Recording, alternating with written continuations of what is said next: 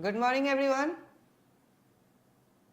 सो आज हम अपना CFA लेवल 1 का फर्स्ट क्लास देखेंगे।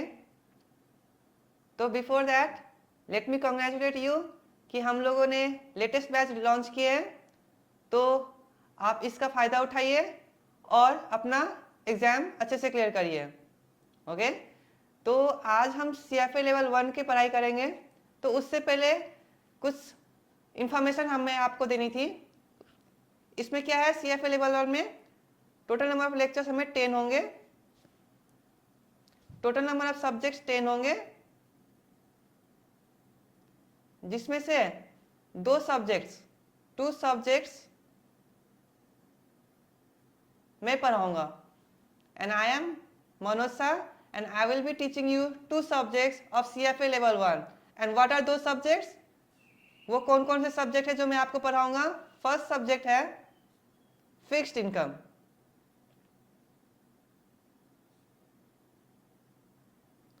और दूसरा सब्जेक्ट क्या है हमारा?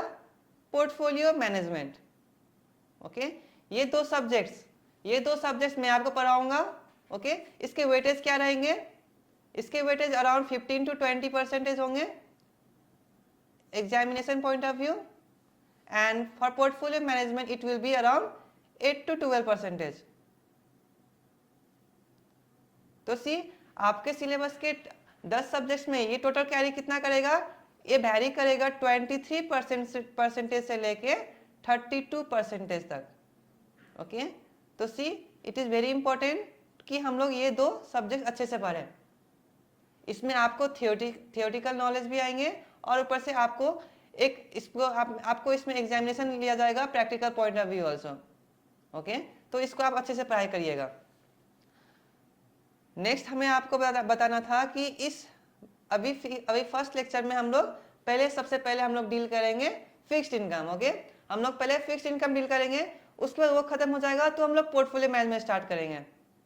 Fine, okay. सी, तो फर्स्ट लेक्चर में हम लोग क्या एक्सपेक्ट करते हैं कि नॉर्मली हम लोग ओवरव्यू लेंगे, क्या क्या पढ़ेंगे, चैप्टर दिस एंड दैट।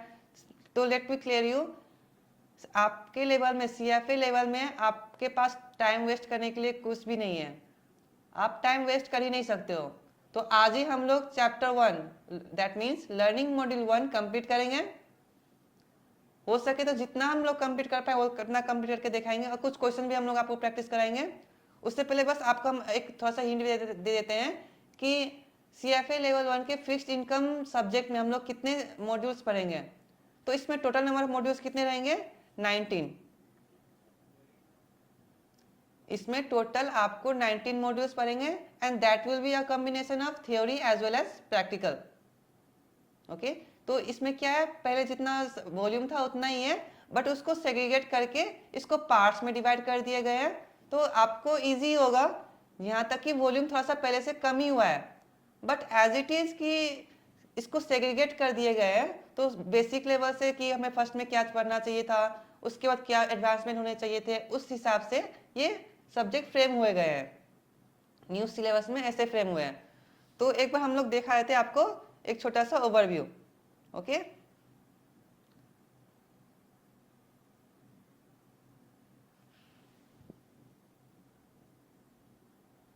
इसमें देखिए लर्निंग मॉड्यूल 1 से लेके लर्निंग मॉड्यूल 1 में किस चीज से स्टार्ट है? फिक्स्ड इनकम इंस्ट्रूमेंट फीचर से। उसके बाद इंड है हमारा module number 19 and that will B MBS, mortgage back securities. Okay, हम लोग स्टार्ट करेंगे फीचर से और हम लोग इंड करेंगे MBS में। Okay, this will be our plan. तो आज हम टाइम वेस्ट नहीं करते हैं, आज हम लोग पढ़ाई करते हैं। ओके, क्योंकि आपके पास टाइम नहीं है पढ़ने के लिए। एक्चुअली हमारे पास बहुत टाइम है, हम लोग पढ़ा सकते हैं बहुत अच्छे से, आपको डिटेली कर सकते हैं, बट आपके पास टाइम नहीं है। ओके, तो let us not waste our time as it is a crucial important as it is crucially important for us. Okay, so let us start with our first learning module, and that is fixed income instrument and its features. Okay, तो इससे हम लोग start करते हैं। तो सबसे पहले हम लोग क्या देखेंगे? इंट्रोडक्शन। हम लोग इंट्रोडक्शन से स्टार्ट करते हैं। ओके, लेट अस सी।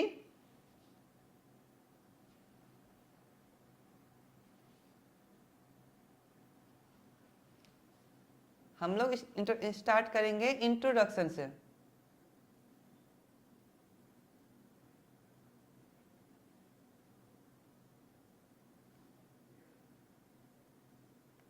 Okay fine.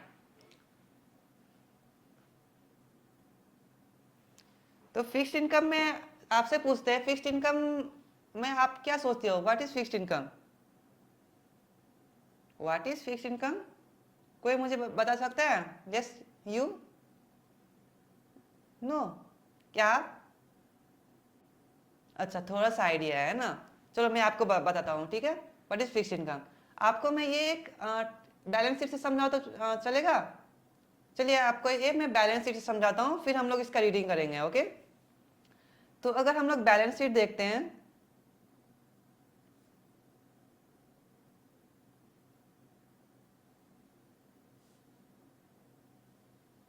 हम लोगों ने टी से बैलेंस शीट लिया है। ओके, किस कंपनी का?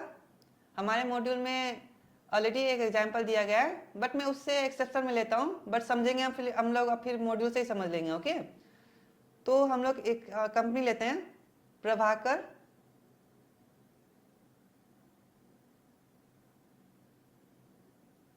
Private limited. इस साइड क्या आएगा? लायबिलिटीज,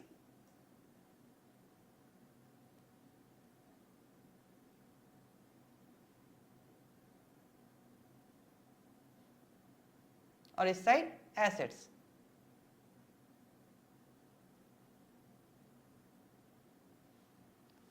एसेट्स में क्या क्या आएंगे? एक तो आएगा हमारा लॉन्ग टर्म एसेट्स, दूसरा आएगा शॉर्ट टर्म एसेट्स, और लायबिलिटी साइड में क्या क्या आएगा? फर्स्ट आएंगे हमारे पास equity,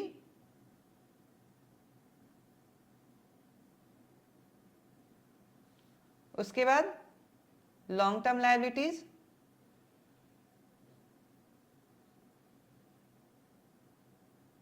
and short term liabilities.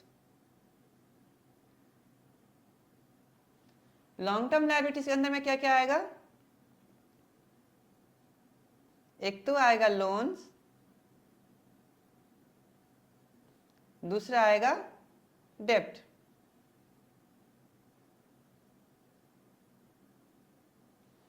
C, long term liabilities में क्या क्या आएगा? एक तो आएगा लोन, दूसरा आएगा डेप्ट। तो what is loan? It is an obligation to bank.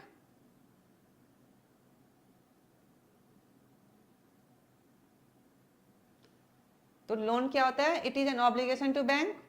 और डेप्ट क्या होता है? डेप्ट होता है, क्या होता है बताइए? डेप्ट, it is an obligation to our investors.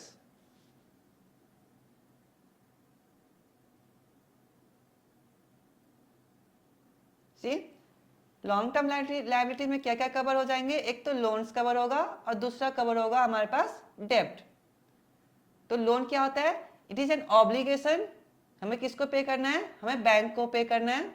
So it is an obligation, हमारा लायबिलिटी है ये।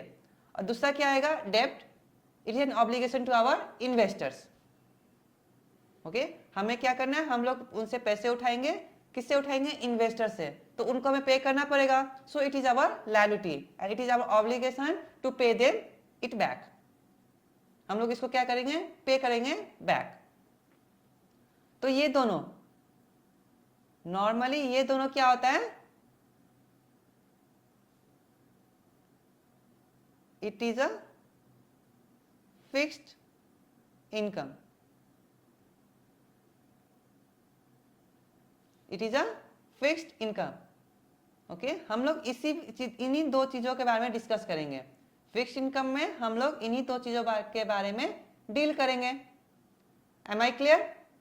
या ये आपको मैं एक आपके बुक में मॉड्यूल में जो दिया गया है वहां से दिखा देता हूं आपको। सी, आपके मॉड्यूल में बताया गया है, see short term assets, asset side में क्या क्या आएंगे? शॉर्ट टर्म एसेट्स और लॉन्ग टर्म एसेट्स। और लायबिलिटी साइड में क्या आएगा? Equity, long term liabilities and short term liabilities. और लॉन्ग टर्म लायबिलिटीज में बहुत सारी लायबिलिटीज आएंगे, जैसे कि हमें अकाउंट्स पेबल होता है, पेरोल पे करना है, एक्रूड पेरोल होंगे, डेफर्ड रेवेन्यू होगा, टैक्सेस होंगे, लीज लायबिलिटी होगा, पेंशन लायबिलिटी होगा. But our concern is to get the liabilities that those are loan and bonds. Loan and bonds, okay. Loan और बॉन्ड्स हम लोग डील करेंगे. बॉन्ड्स में क्या आ जाएंगे? डेप्ट. तो ये हमारा बॉन्ड्स, हम लोग इसको नॉर्मली फिक्स्ड इनकम में हम लोग इसको इसी से डिनोट करेंगे. एक तो हमारे पास लोन होंगे और बॉन्ड्स होंगे. Loan is the obligation to bank and bond is an obligation to investors. यही दो चीजें क्या होगा हमारा? Fixed income instruments. So it is the introduction part कि फिक्स्ड इनकम में क्या क्या आएगा. फिक्स्ड इनकम में लोन आएंगे और बॉन्ड्स आएंगे. Am I clear? या लोन्स आएंगे और डेब्ट में इन्वेस्टर्स को हमें पे करना है, वो डेब्ट होगा. It is denoted in our module as bonds.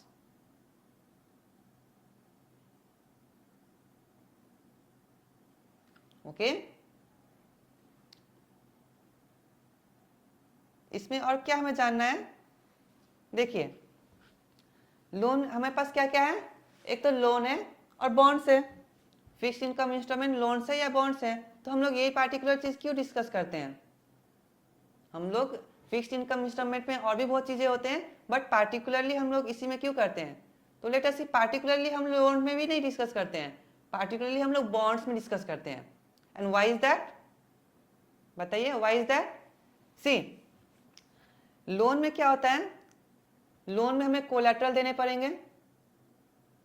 समझो किसी ने प्रॉपर्टी दिया आपको, उस वो रख के हम लोग लोन उठाते हैं प्रॉपर्टी देने के बाद. बट इन द मार्केट क्या वो प्रॉपर्टी ट्रेडेबल होता है? आज उसने खरीद लिया, फिर उसने ले लिया. No, it is quite impossible.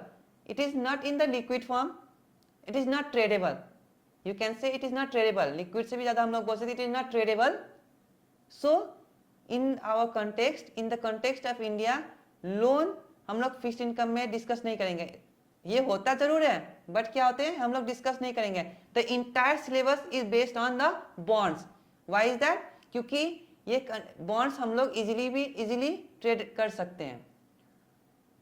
Even trade करने के लिए, बॉन्ड्स में ट्रेड करने के लिए इंडिया में भी इम्पॉसिबल है. But we are talking about the US market. US market में क्या होता है? Bonds is easily tradable. So our entire syllabus is based on bond. But हम लोग फिक्स्ड इनकम को लास्ट में समझने के लिए हमें फिक्स्ड इनकम समझना है.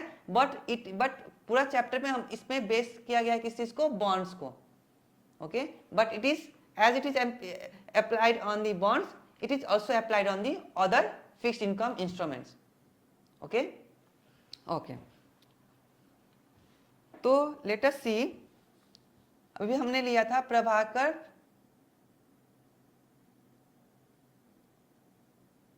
Private limited. तो बॉन्ड्स क्या होता है? हमें प्रभाकर प्राइवेट लिमिटेड को क्या चाहिए? फंड्स चाहिए. उसे क्या चाहिए? फंड्स. तो क्या होता है? फंड्स लाने के कितने तरीके हैं? एक तो हम लोन से उठा सकते हैं या बॉन्ड्स इश्यू कर सकते हैं. तो हमने क्या किया? बॉन्ड से उठाया.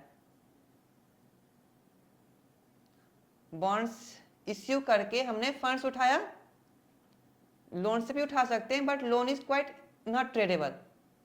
तो हम लोगों ने क्या ट्रेड हो सकते हैं? बॉन्ड्स. तो हमने बॉन्ड्स इश्यू करके फंड्स इकट्ठा कर लिए. अब ये बॉन्ड्स को हम लोगों ने इकट्ठा तो कर लिए, बट इन्वेस्टर्स को क्या चाहिए? वो पैसे आपके कंपनी में क्यों लगा रहे हैं? क्योंकि उनको एक रिटर्न चाहिए. तो हम लोगों ने क्या किया? बॉन्ड्स इश्यू करने के बाद हमने क्या बोला? We will be paying you 10% fixed income. Interest हम लोग पे करेंगे. हम लोग आपको इंटरेस्ट पे करेंगे और 5 साल के बाद हम लोग प्रिंसिपल भी पे कर देंगे. सो दिस 10% जो हम इंटरेस्ट पे कर रहे हैं वो क्या हो गया? Fixed income. ओके. ये क्या हो गया? Fixed income. तो ये हम लोग डिस्कस करेंगे. अब इसको कैसे निकालते हैं, इसके मेजर्स क्या होंगे, इसको कौन से कर्व से रिप्रेजेंट करेंगे, ये सब डिटेयली हम लोग जाएंगे इन चैप्टर में. बट पूरा बॉन्ड चैप्टर, पूरा फिक्स्ड इनकम इंस्ट्रूमेंट का फीचर्स पूरा इसी में बेस्ड है। हम लोग इसी में डील करेंगे, यहीं से स्टार्ट होगा, यहीं पे खत्म हो जाएगा। But you will be familiar with the other terms that is used to calculate the और टू मेक द एप्लीकेशंस। आपको वो एप्लीकेशंस करने में आपको, या फिर कुछ उसको कैसे निकालते हैं, उसका यूज क्या होगा, एप्लीकेशंस क्या है, यूटिलिटीज क्या है, वो जानने के लिए आपको ये चैप्टर दिए गए हैं, ये आपको सब्जेक्ट दिया गया है। वो कैसे कैलकुलेट होगा, हम लोग फिक्स्ड इनकम कैसे कमा सकते हैं, किसको, इन्वेस्टर्स को कैसे, इन चीज़ों में हम लोग ग्राफ कैसे मेंटेन करेंगे, ये सब आपको पढ़ाया जाएगा। So this is our introduction part for fixed income instrument. ये हम लोग कहाँ से देख सकते हैं? नॉर्मली यूएस मार्केट में हम लोग ये देख सकते हैं। ओके, तो क्या है, चलो हम आपको एक बार रीडिंग करा देते हैं आपके बुक से। See fixed income and fixed income में क्या क्या है, लोन्स एंड बॉन्ड्स। क्या क्या है, लोन्स एंड बॉन्ड्स, क्योंकि ये कॉमन मीन्स ऑफ फाइनेंसिंग है, it is a common means of financing. दूसरा क्या है, bonds are more standardized fixed income instrument design to be more easily tradable than loans. Bonds क्या होते हैं, ये इजीली ट्रेडेबल होते हैं। As it is easily tradable, तो क्या होता है, इसमें हम लोग ट्रेड अच्छे से जल्दी से कर पाते हैं, और it is in the liquid form, क्योंकि ये इजीली ट्रेडेबल है। ओके, नेक्स्ट है हमारा फिक्स्ड इनकम आर डेब्ट instrument such as bonds and loans that represent contractual agreement. ये टर्म आपके लिए बहुत इंपॉर्टेंट है, कॉन्ट्रैक्चुअल एग्रीमेंट। यहां देखिए, हम लोगों ने यहां पर क्या किया, हमें फंड्स चाहिए था, तो हमने बॉन्ड्स इश्यू किए, और हम इन्वेस्टर्स को 10% देंगे इंटरेस्ट, और 5 साल के बाद हम लोग प्रिंसिपल भी पे करेंगे। तो ये जो कॉन्ट्रैक्ट हम लोग बनाते हैं, जो एग्रीमेंट में हम लोग इंटर करते हैं, वो क्या होता है, कॉन्ट्रैक्चुअल एग्रीमेंट। और इसी के बारे में आपको यहाँ दिया गया, it represents a contractual agreement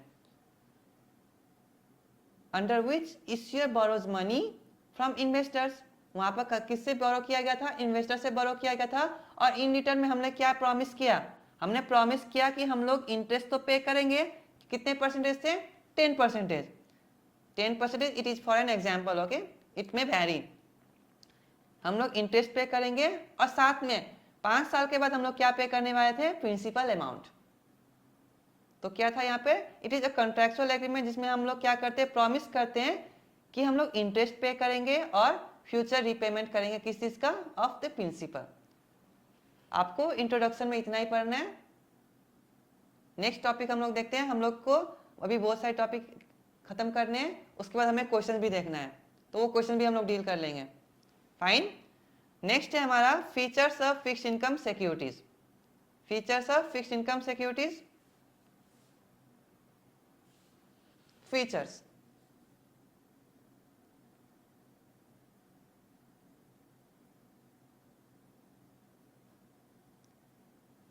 let me remind you, मैं जितना पढ़ाऊंगा आप वो नोट डाउन अभी नहीं करोगे, क्योंकि वो मैंने नोट्स में दे रखे हैं, तो आपको यहाँ पर बस कंसेप्ट्स में ध्यान देने हैं, आप बस कंसेप्ट्स में ध्यान दीजिएगा, इससे ज़्यादा आपको कहीं नहीं देखने हैं। आप कंसेप्ट्स पे देखते रहिए, आप क्लास में आए हो तो क्लास में आप कंसेप्ट्स पे ध्यान दीजिए। आपको एग्जाम में कंसेप्ट्स पे क्वेश्चन पूछे जाएंगे, लेवल 1 में कंसेप्ट्स पे क्वेश्चन आएंगे। अगर कंसेप्ट ऑलरेडी ग्रैब है तो आप लोग क्वेश्चन भी कर पाओगे। आपको यहाँ पे क्वेश्चन के कंसेप्ट चैप्टर के कंसेप्ट देखने हैं, उसके बाद घर जाने के बाद नोट्स पढ़ने हैं, 10-15 मिनट लगेंगे नोट्स पढ़ने के लिए। उसके बाद आप क्वेश्चंस प्रैक्टिस कर लीजिए, 10-15 मिनट उसमें भी लगेगा, और उसके बाद नेक्स्ट डे आप आइएगा, उसके बाद हम लोग न्यू रीडिंग से स्टार्ट करेंगे, न्यू लेक्चर हम लोग स्टार्ट करेंगे, उसके बाद हम लोग आगे बढ़ेंगे। आप ऐसा फॉलो कर लीजिएगा तो आपका एग्जाम क्लियर हो जाएगा। This is my guarantee. आपको 2 सब्जेक्ट में, फिक्स्ड इनकम में और पोर्टफोलियो मैनेजमेंट में कोई भी दिक्कत नहीं आएगा। But I want your cooperation, कि आप लोग प्रॉमिस करते हो कि आप लोग जो मैं यहाँ पढ़ाता हूँ वो घर जाके आप पढ़ोगे नोट्स से, उसके बाद आप लोग क्या करोगे, वो प्रैक्टिस करोगे, क्वेश्चन प्रैक्टिस करोगे, बस इतना ही आपको करना है। फाइन, नेक्स्ट हमारा टॉपिक क्या है, फीचर्स। नेक्स्ट क्या है, फीचर्स। फीचर्स में हम लोग, इसमें ना हम लोग क्या करेंगे, इसमें हम लोग टर्म्स देखेंगे, कुछ टर्म्स होगा हम लोग इसमें डील करेंगे। इसमें हम लोग कुछ टर्म्स डील करेंगे। टर्म्स में जैसे कि अभी हमने आपको प्रभाकर प्राइवेट लिमिटेड के बारे में बताया, तो उसमें क्या क्या मैंने टर्म्स दिखाए थे। देखिए इश्यूअर था, उसमें प्रभाकर प्राइवेट लिमिटेड इश्यूअर था, उसने इश्यू किया। फिर क्या था, वो उसने पे करने का ऑब्लिगेशन किया कि हम लोग इतने इंटरेस्ट पे करेंगे, वो कूपन रेट हो गया। उसके बाद क्या था, उसने 5 साल के बाद मैं पे कर दूंगा, मैच्योरिटी हो गया। उसके बाद क्या था कि मैं प्रिंसिपल अमाउंट पे करूंगा, पार वैल्यू हो गया, या फिर कुछ उससे ऊपर देंगे हम लोग। तो ये क्या हो गया, ये कुछ टर्म्स हो जाएंगे, those are associated with the fixed income instruments. तो यही टर्म्स मतलब क्या होता है, हमारा फीचर्स है। तो हम लोग इसमें क्या डिस्कस करेंगे, कुछ टर्म्स डिस्कस करेंगे। फीचर्स में क्या क्या डिस्कस करेंगे, कुछ टर्म्स। लेट अस सी कि प्रभाकर प्राइवेट लिमिटेड था,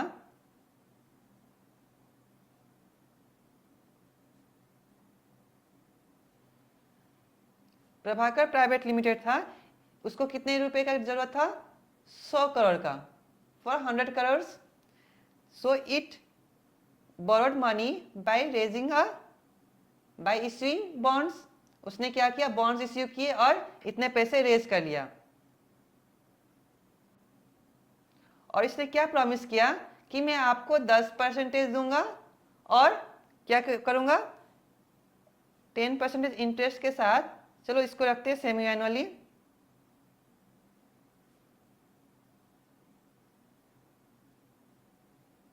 और साथ में 10% इंटरेस्ट तो दूंगा मैं आपको, साथ में मैं आपको प्रिंसिपल भी पे करूंगा, लेकिन कितने सालों के बाद, 5 इयर्स के बाद, along with इंटरेस्ट।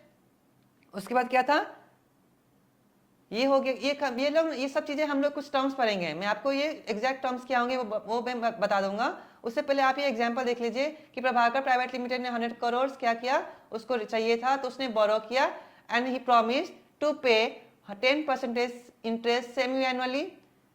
और उसने क्या बोला कि मैं आपको प्रिंसिपल अमाउंट 5 साल के बाद पे कर दूंगा।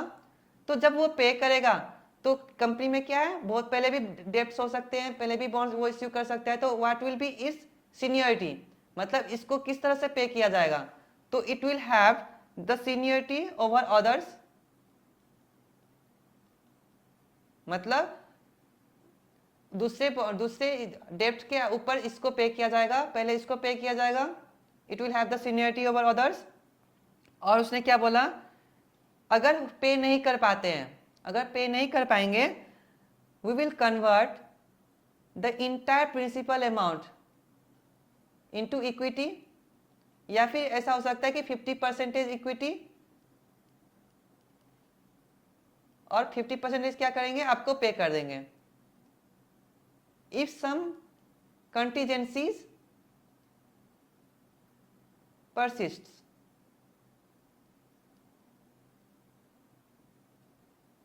तो इसने क्या किया, कुछ कंटीजेंसी इवेंट्स पे भी प्रोविजंस बना दिए। तो ये जो हो गया, ये जो फ्लो हो गया, ये सब क्या है, ये है हमारे फीचर्स। जैसे कि प्रभाकर प्राइवेट लिमिटेड क्या हो गया, हमारा इश्यूअर हो गया, तो हम लोग इश्यूअर के बारे में डिटेली पढ़ेंगे। बोरो किया उसने कितने, 10%, तो कूपन क्या हो गया, कूपन रेट क्या हो गया, 10%। प्रिंसिपल हम लोग पे करेंगे तो एट पार वैल्यू, वो हो गया हमारा, ये भी हमारा फीचर्स में आ गया। सीनियरिटी एंड कंटीजेंसी इवेंट्स, तो ये सब क्या हो जाएगा, हमारा फीचर्स। तो इसको हम लोग डिस्कस करेंगे, इंडिविजुअली डिस्कस करेंगे। तो फीचर्स में आपको इतना ही देखना है। देखिए यहाँ पे फीचर्स में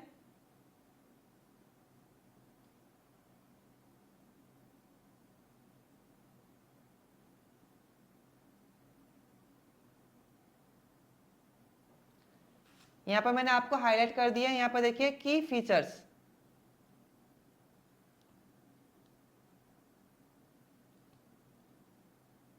Key features of fixed income instrument include issuer, time to maturity, principal amount, coupon rate, frequency, seniority and contingency provisions। तो ये क्या है, कुछ फिक्स्ड इनकम के फीचर्स है। अब हम लोग क्या करेंगे, इसको डिटेली पढ़ेंगे। इसको क्या करेंगे, हम लोग इसको डिटेली पढ़ेंगे। तो let me start with the first feature, that is issuer. हम लोग स्टार्ट करते हैं। First concept, first feature, that is issuer.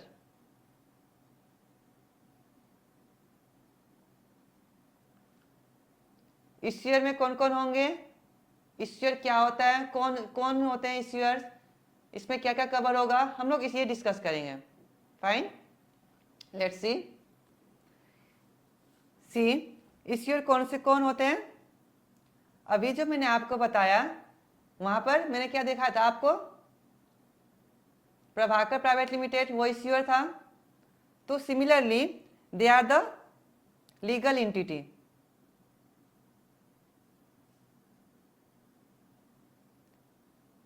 Issuer कौन होते हैं, वो एक लीगल एंटिटी होता है जो प्रॉमिस करता है, क्या प्रॉमिस करता है कि we will be paying you interest and principal.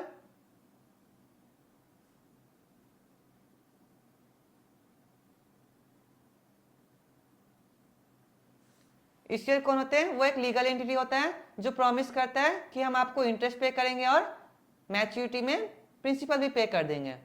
For example it includes a national और लोकल गवर्नमेंट्स,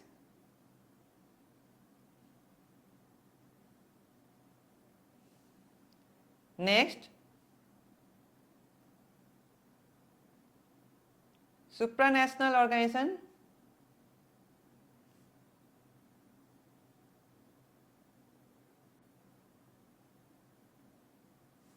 एग्जाम्पल आपको बता देता हूं जैसे कि world bank,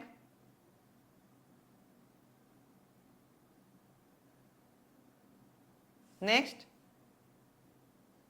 quasi government entities,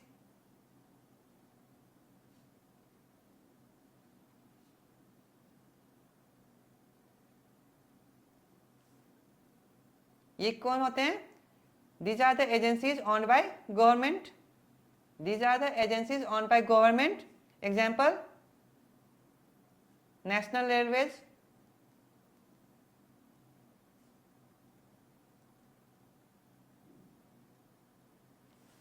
so these are the issuers. ये कौन है, ये issuers है हमारे। it is what is issuer, it is a legal entity that promises to pay interest and principal. For example it includes national and local governments, next supranational organization like World Bank, quasi government entities, who are they, these are the agencies owned by government जैसे कि national railways, साथ में national and local governments. National आपको issuer कौन कौन कौन कौन होते हैं, जैसे कि ये जो नेशनल गवर्नमेंट हो गया ना, they are backed up by the taxation and fiscal power. National bond या फिर इसको हम बोल सकते हैं सोवरेन बॉन्ड।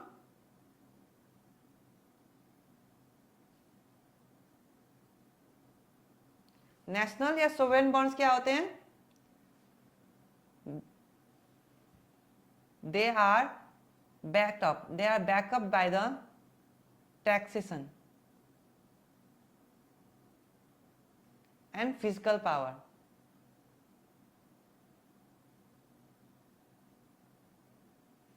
उसके पास क्या अथॉरिटी होता है, एक तो टैक्सेशन से वो अपने पैसे इनकम कमा सकते हैं और फिजिकल उनके पास फिजिकल पावर होता है। तो इसके वजह से क्या होता है, they have the lowest credit risk.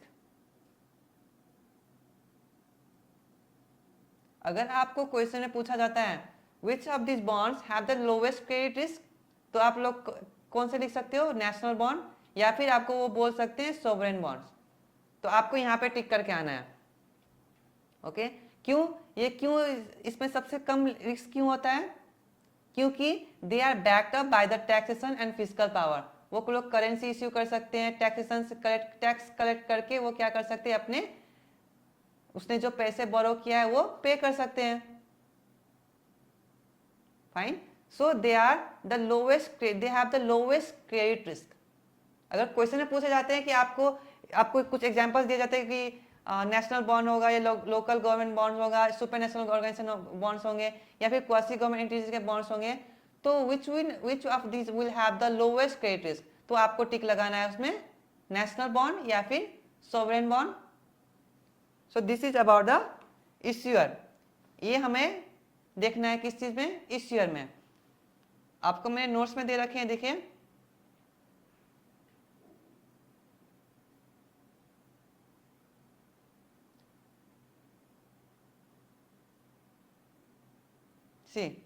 मैंने आपको नोट्स में सब कुछ दिए हैं। आपको बस यहाँ से जाना है, नोट्स पढ़ना है, उसके बाद क्वेश्चन प्रैक्टिस करने हैं, दैट इज ऑल। आपको मुश्किल से आधा घंटा से 45 मिनट्स लगेंगे यहाँ से कंसेप्ट पढ़ने के बाद घर जाके प्रैक्टिस करने के लिए, बस उतना ही आपको करना है।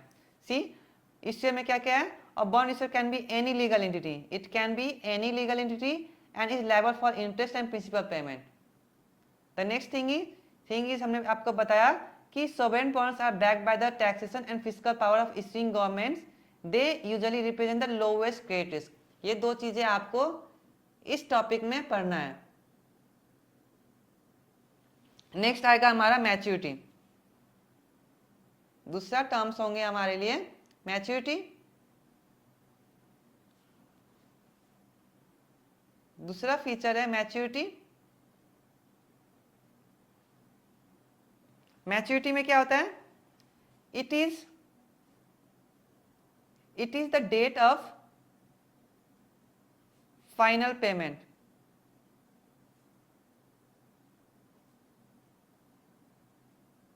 Bye investor, sorry by issuer to investor.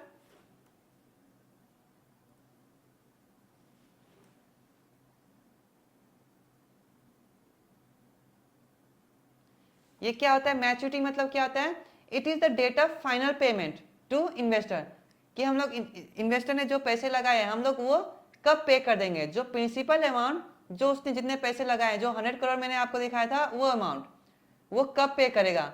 So the date of that final payment is the maturity, वो मैच्योरिटी होता है। फॉर एग्जाम्पल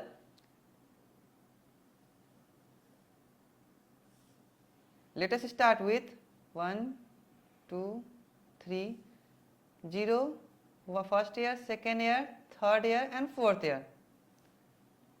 ओके, हमारे पास क्या है, हमने यहाँ पे लोन उठाया 100 करोड़ हमने लिया, उसके बाद हमने क्या बोला कि 4 साल के बाद हम लोग ये 100 करोड़ पे कर देंगे। इसमें आपको क्या करेगा, फर्स्ट ईयर के बाद इंटरेस्ट पे करेंगे, सेकेंड ईयर के पास इंटरेस्ट पे करेंगे, इंटरेस्ट पे करेंगे और इंटरेस्ट प्लस प्रिंसिपल पे करेंगे।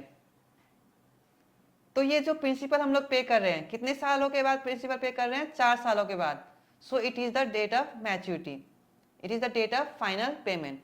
It can be a lump sum, या फिर हम लोग क्या कर सकते हैं, फर्स्ट ईयर में भी कुछ पार्ट्स दे सकते हैं या फिर सेकेंड में कुछ पार्ट दे के, मतलब थोड़ा सा पार्ट करके प्रिंसिपल भी पे कर रहे हैं, इंटरेस्ट भी पे कर सकते हैं। It can be any format, but जो हम लोग पे करने का हम लोग एक फाइनल पेमेंट हम लोग कब करेंगे प्रिंसिपल का, वो होता है हम लोग का maturity. So this is our maturity. इसके साथ आपको एक टर्म दिया गया है टेनर, टेन्योर। इसमें क्या है, अगर आप लोग यहाँ स्टैंड करोगे, लेट अस सी कि आप लोग यहाँ पे ईयर 1 में स्टैंड कर रहे हो, सो आप लोग टेनर कैलकुलेट करना पड़ेगा। तो what will be the tenor, it is the remaining time to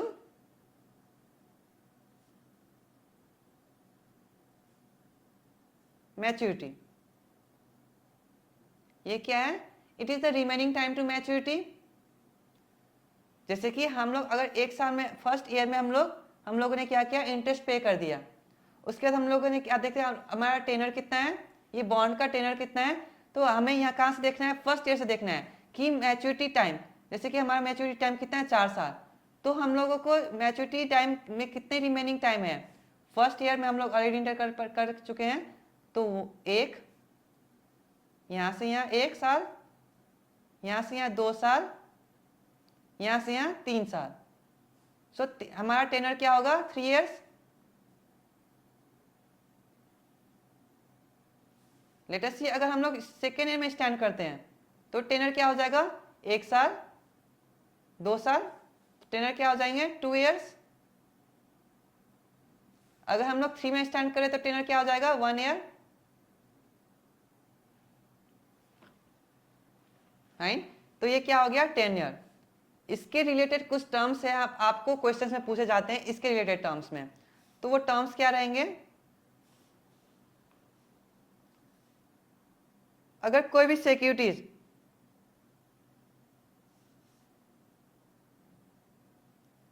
securities का टेन्योर कितना होगा, या तो 1 ईयर या फिर उससे कम। अगर 1 ईयर या उससे कम टेन्योर रहेगा तो क्या हो जाएगा, उसको क्या हम लोग बोलते हैं, मनी मार्केट सिक्योरिटीज। ओके,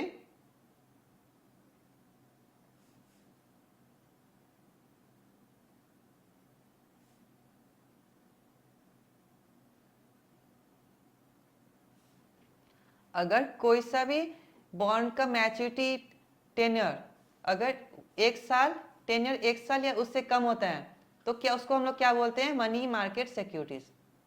ये आपको क्वेश्चन पूछे जाते हैं। नेक्स्ट है हमारा, अगर ये तो हो गया कि अगर 1 साल या उससे कम हुआ तो हम लोग उसको मनी मार्केट सिक्योरिटीज बोलेंगे, बट व्हाट इफ 1 साल से ऊपर हुआ तो उसको हम लोग क्या बोलते हैं, ग्रेटर देन 1 ईयर हुआ तो क्या हो गया, कैपिटल मार्केट सिक्योरिटीज।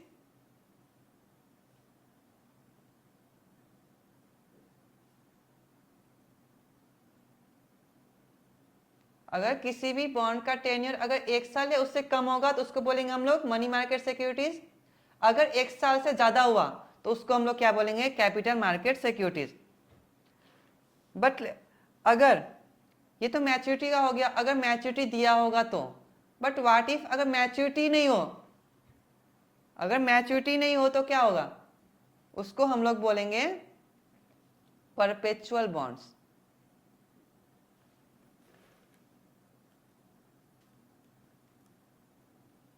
उसको क्या बोलेंगे हम लोग, परपेचुअल बॉन्ड्स। परपेचुअल बॉन्ड्स में क्या होता है कि हमारे पास मैच्योरिटी डेट ही नहीं होता कि हम लोग उसको कब पे करेंगे।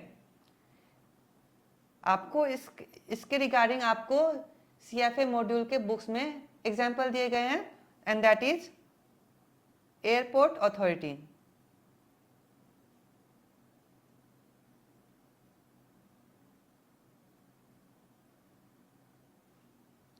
Hong Kong HK with no maturity, जिसमें क्या है, इसका मैच्योरिटी नहीं है। अगर किसी भी बॉन्ड का मैच्योरिटी टाइम ही नहीं है उसको क्या बोलेंगे हम लोग, परपेचुअल बॉन्ड्स। मैच्योरिटी क्या होता है, it is the time to, it is the date of final payment by issuer to investors. अगर ये हम लोग क्या करते हैं, ये क्या है, डेट ऑफ फाइनल पेमेंट, ये चीज याद रखना है। टेन्योर क्या होता है, it is the remaining time. अगर टेन्योर 1 साल से कम हुआ या फिर 1 साल हुआ तो उसको क्या बोलते हैं हम लोग, मनी मार्केट सिक्योरिटीज। अगर 1 साल से ज्यादा हुआ तो कैपिटल मार्केट सिक्योरिटीज। लेकिन अगर मैच्योरिटी है ही नहीं, टेन्योर है ही नहीं, उसको क्या बोलेंगे हम लोग, परपेचुअल बॉन्ड्स। वो क्या हो जाएगा हमारा, परपेचुअल बॉन्ड्स।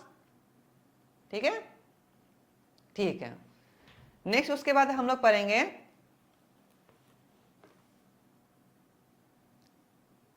हमने 2 टर्म्स पढ़ लिया है। फर्स्ट टर्म क्या था हमारे पास, इशियर। नेक्स्ट था हमारे पास, बताइए क्या था, मैच्योरिटी। मैच्योरिटी था ना, हाँ मैच्योरिटी था। उसके बाद नेक्स्ट टर्म पढ़ेंगे हम लोग कूपन।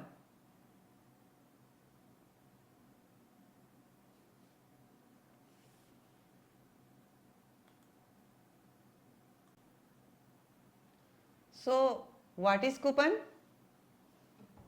आपको मैंने एग्जाम्पल दिखाया था प्रभाकर प्राइवेट लिमिटेड के बारे में। प्रभाकर प्राइवेट लिमिटेड था हमारे पास।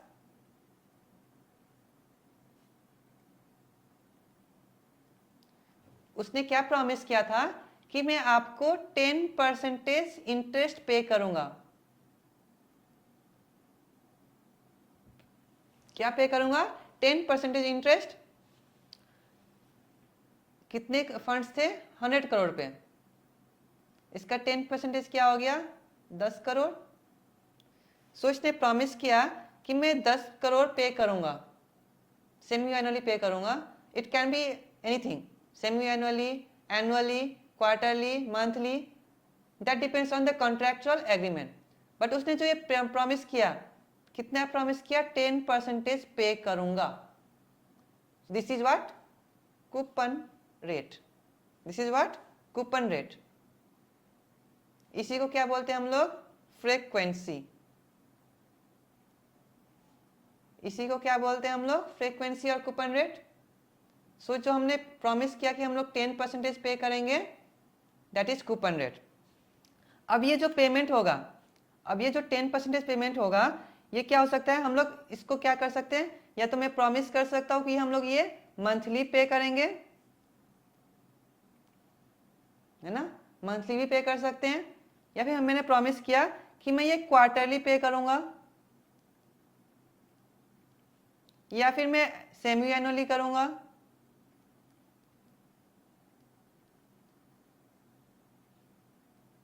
या फिर मैं एनुअली पे करूंगा।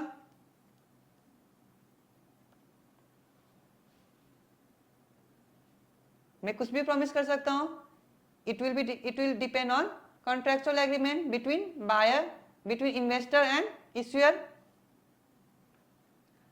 अगर तो बट क्या होना चाहिए, अगर ये रेट सेम रहता है तो, अगर ये रेट सेम रहता है तो क्या करेंगे, इसको हम लोग बोलेंगे coupon rate. That means coupon rate क्या होता है, फिक्स्ड। कूपन रेट क्या होता है, फिक्स्ड। अगर ये सेम रहता है तो हम लोग क्या बोलेंगे, इसको फिक्स्ड रेट। इसको क्या बोलेंगे हम लोग, फिक्स्ड रेट। बट क्या होगा अगर ये वैरी करेंगे, ये वैरी भी हो सकते हैं, अकॉर्डिंग टू मार्केट सिचुएशन ये वैरी भी हो सकते हैं। अगर ये वैरी करता है उसको हम लोग बोलते हैं floating rate.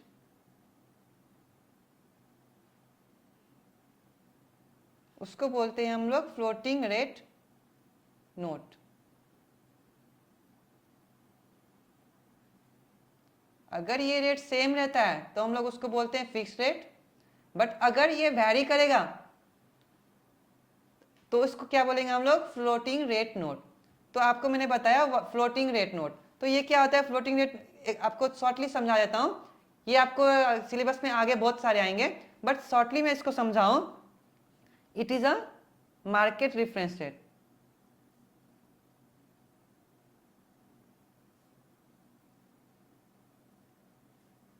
It is what? It is market reference rate and spread.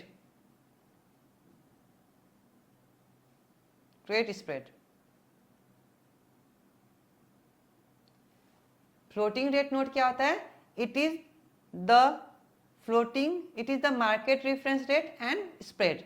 For example, market reference rate के लिए हम लीवर ले सकते हैं. Example लीवर प्लस स्प्रेड क्या होगा, basic points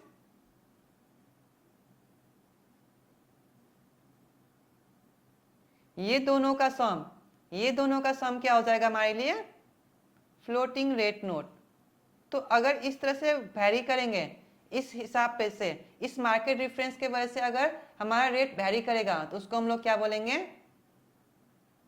floating rate note. But अगर ये रेट वैरी नहीं करेंगे तो उसको क्या बोलेंगे हम लोग, अगर ये रेट अगर वैरी नहीं होगा तो हम लोग क्या बोलेंगे इसको, फिक्स रेट। बट अगर वैरी करेगा तो क्या बोलेंगे, फ्लोटिंग रेट नोट।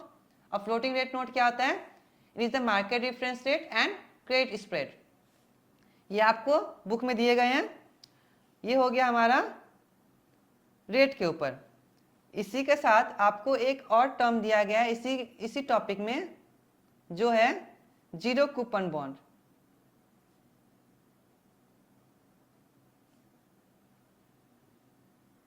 इसको क्या बोल सकते हैं हम लोग, प्योर डिस्काउंट बॉन्ड्स।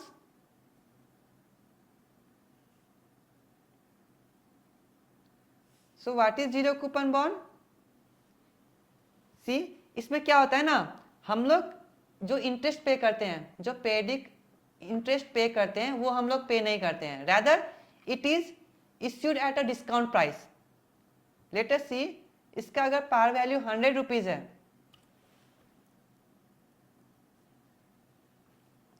100 रुपीज है, तो ये इश्यू हो गया 40 रुपीज में। इसको कितने में इश्यू कर दिया गया, 40 रुपीज में। तो ये जो 60 रुपीज का गैप हो गया, it will be your benefit. ये क्या हो जाएगा आपके लिए बेनिफिट, ये हो जाएंगे। So this will be your interest. आपने 100 रुपए का बॉन्ड 40 में क्या कर दिया, इश्यू कर दिए, आपको मिल कितने रहे 40, बट आपको मैच्योरिटी में कितना मिलेगा 100 रुपए। So this gap will be your interest amount. तो इसका इंटरेस्ट कैसे कैलकुलेट कर सकते हैं, it will be a difference of par value and issuance price.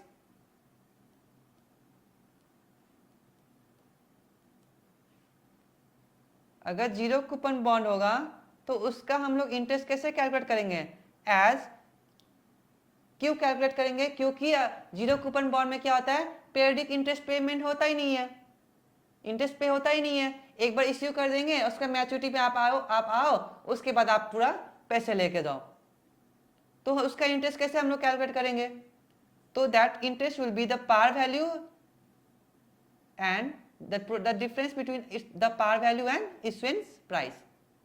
ये आपके किस टॉपिक में कवर हो गए हैं, कूपन रेट या फिर फ्रीक्वेंसी। आपको इसके बारे में भी नोट्स में दिया गया है, ये देखिए।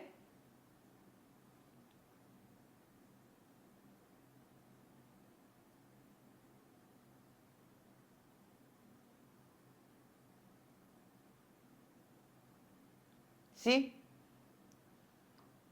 Coupon rate and frequency. अब bond interest can be paid as, या तो उसको किस तरह से पे कर सकते हैं, fixed coupon rate on specific dates, या फिर वेरिएबल में पे कर सकते हैं, या फिर और सिंगल पार्ट पेमेंट में हम लोग कर सकते हैं। अगर सिंगल पार्ट पेमेंट होगा तो हम लोग अभी डिस्कस किया जीरो कूपन बॉन्ड्स। लीजिए यहाँ पे है fixed income bonds payment usually involve uniform payment at monthly quarterly. Payment किस तरह से हो सकता है, या तो मंथली हो सकते हैं, क्वार्टरली से मिनली, that depends on your contractual agreement. उसके बाद क्या है कि corporate bonds tend to pay semi annually. Bonds with variable interest payments are called floating rate notes. अगर bonds with variable interest payment होगा तो उसको हम लोग क्या बोलेंगे, फ्लोटिंग रेट नोट्स। इंपॉर्टेंट है, ओके। उसके बाद अगर फिक्स्ड रेट कूपन क्या होता है, डिफरेंस कैसे, फिक्स्ड रेट कूपन में फिक्स्ड रेट नोट हम लोग कूपन कैसे कैलकुलेट करेंगे, it is the difference between market reference rate, it is the difference between market reference rate. आप बताइए, सो it is the combination of market reference rate and credit spread. कैसे calculate हो जाएगा, अगर कॉम्बिनेशन करेंगे market reference rate plus credit spread करेंगे तो ये क्या हो जाएगा हमारा, फ्लोटिंग रेट नोट। और अब मैंने आपको मार्केट रेफरेंस रेट का एग्जांपल दिया, जैसे कि लीवर। उसके बाद आपको यहाँ पर देखने हैं zero coupon bonds. Zero coupon bonds मैंने आपको समझा दिया क्या होते हैं, कम प्राइस में इश्यू होते हैं, उसके बाद मैच्योरिटी में आपको पार वैल्यू पे रिडीम कर दिए जाते हैं। तो इसका कैलकुलेशन मैंने आपको सिखा दिया कैसे कैलकुलेट होगा। जो हम लोगों ने पार वैल्यू इश्यू किया माइनस इट्स इश्यूएंस प्राइस, जो डिफरेंस कैलकुलेट होगा वो क्या हो जाएगा हमारे लिए, इंटरेस्ट। नेक्स्ट टर्म आएगा हमारे लिए, नेक्स्ट टर्म देख लेते हैं हमारे पास क्या है। नेक्स्ट फीचर है हमारे पास प्रिंसिपल।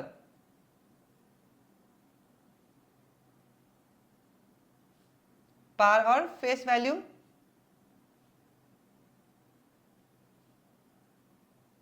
इसको क्या बोल सकते हैं प्रिंसिपल को, या तो पार या फिर फेस वैल्यू भी बोल सकते हैं। Am I clear, yes.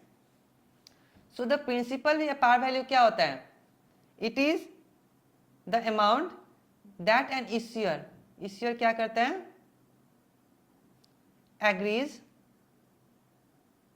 To pay at maturity. Issuer जो अमाउंट एग्री करता है मैच्योरिटी में पे करने के लिए, उसको क्या बोलते हैं हम लोग, प्रिंसिपल अमाउंट, या उसको बोल सकते हैं पार वैल्यू या फिर फेस वैल्यू। जैसे कि हम लोगों ने एग्जांपल में क्या किया था कि हम लोग प्रभाकर प्राइवेट लिमिटेड में हमने जो एग्जांपल लिया था उसमें क्या था कि हम लोग इंटरेस्ट तो पे करेंगे हर साल, बट 5 साल के बाद हम लोग एक प्रिंसिपल अमाउंट भी पे करेंगे। 5 इयर्स के बाद हम लोग प्रिंसिपल अमाउंट पे करेंगे। जो हमने बोरो किया था, जो 100 करोड़ हमने बोरो किया था, वो हम लोग 5 साल के बाद रिडीम कर देंगे, इन्वेस्टर्स को वापस कर दिया जाएगा। So that 100 crore is the principal. वो जो हमने 100 करोड़ फाइनेंस किए थे, इन्वेस्टर्स से हमने पैसे उठाए थे, वो हमने प्रॉमिस किया था कि 5 साल के बाद आपको पे कर दिया जाएगा। वो जो 100 करोड़ हम लोग पे कर रहे हैं, उसी को क्या बोलते हैं हम लोग? प्रिंसिपल। याद रहेगा आपके पास? ठीक है। अब ये जो अमाउंट, अब ये जो हमने जो प्रिंसिपल अमाउंट था, ये हमने प्रॉमिस किया था कि पे कर देंगे। तो ये पे करने का जो हो सकता है, अब ये जो प्रिंसिपल हो सकता है कि हमने 5 साल के बाद पे करेंगे, या तो एक साथ हम पे कर सकते हैं, या तो ये 5 साल में हम लोग एक साथ पे कर सकते हैं, या फिर क्या कर सकते हैं हम लोग? इंस्टॉलमेंट में पे कर सकते हैं। हमने प्रॉमिस किया कि हम लोग ये 100 करोड़ एक साथ पेमेंट करेंगे। कब? 5 साल के बाद। इस तरह से भी पेमेंट कर सकते हैं, या फिर हमने एक कॉन्ट्रैक्ट बनाया कि हर साल के बाद, फर्स्ट ईयर के बाद इंटरेस्ट तो पे होगा ही, बट जो 100 करोड़ है उसमें से कुछ अमाउंट फर्स्ट ईयर में रिडीम होंगे, कुछ अमाउंट सेकेंड ईयर में रिडीम होंगे, प्रिंसिपल इंटरेस्ट भी पे होगा, साथ साथ प्रिंसिपल भी पेमेंट होंगे।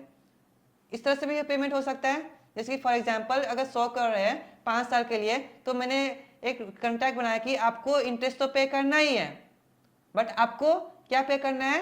हर साल के बाद आपको 20 करोड़ पेमेंट करना है। It can be anything, it depends on the contractual agreements. ये आपने जो कॉन्ट्रैक्ट बनाया उसके अकॉर्डिंग हो सकता है। ठीक है। तो any method there can be a method to redeem it anyhow. आप लोग इसको कैसे रिडीम कर सकते हो? it will depend on your agreement.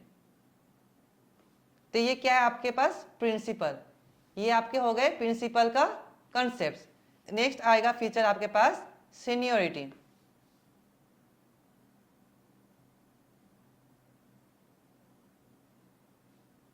Next principle क्या आएगा आपके पास? सीनियोरिटी। सीनियोरिटी में हमने देखना है व्हाट इज सीनियोरिटी, कि ये जो हमने बॉन्ड्स इश्यू करके हमने जो पैसे उठाए हैं, जो फंड्स रेज किया है, इन केस ऑफ बैंक्रप्सी, अगर कंपनी की अगर बैंक्रप्सी फाइल होती है, इन केस ऑफ बैंक्रप्सी,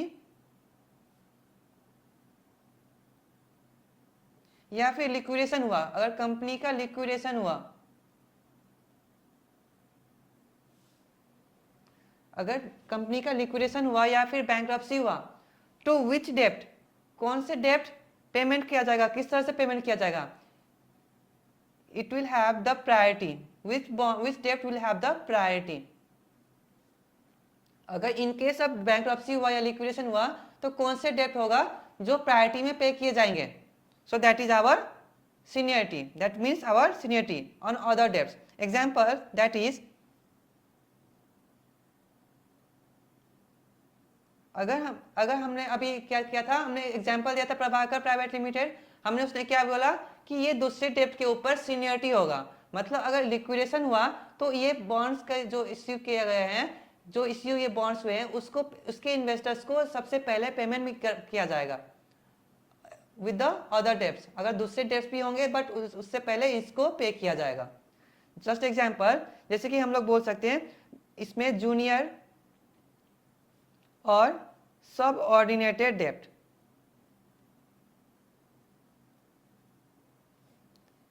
इसमें क्या होगा? जिसको सीनियरिटी दिया जाएगा उसको सबसे पहले पे किया जाएगा, और जिसको बाद में पे किया जाएगा उसको क्या बोलेंगे हम लोग? जूनियर या सब ऑर्डिनेटेड डेप्ट।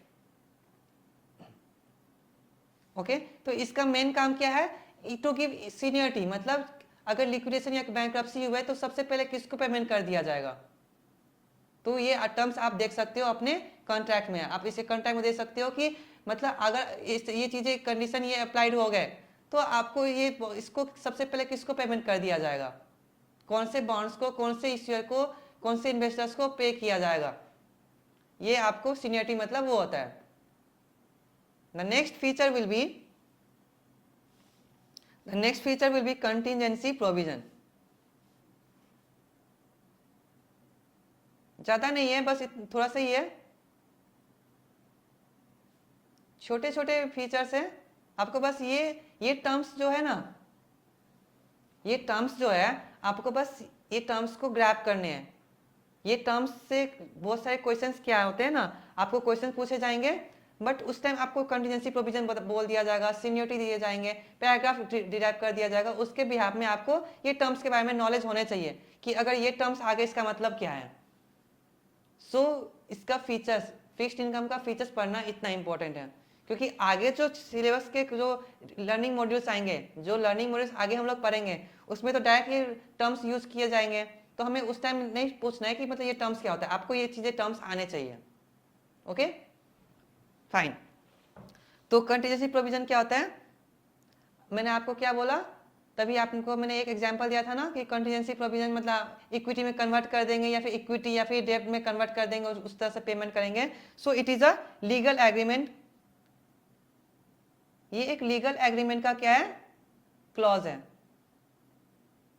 It is a legal agreement का, ये क्या है, लीगल एग्रीमेंट का क्लॉज है,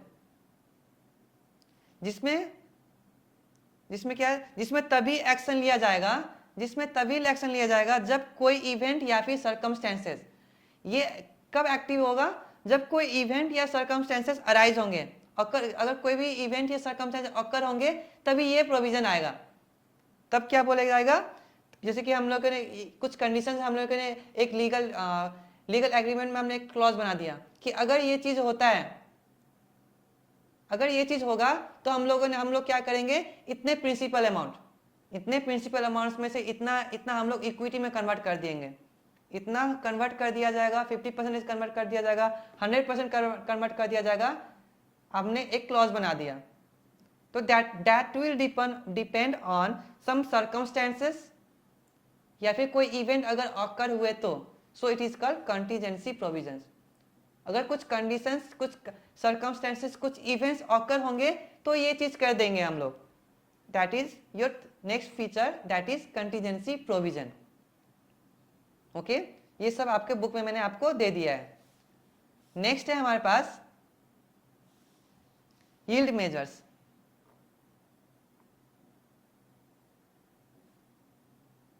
again a very important topic. Yield measures आपके लिए बहुत इंपॉर्टेंट टॉपिक है, ये आप ध्यान से देखिए। ओके, यील्ड मेजर्स क्या है, ये एक प्रैक्टिकल टॉपिक होगा, आपको पढ़ाया जाएगा।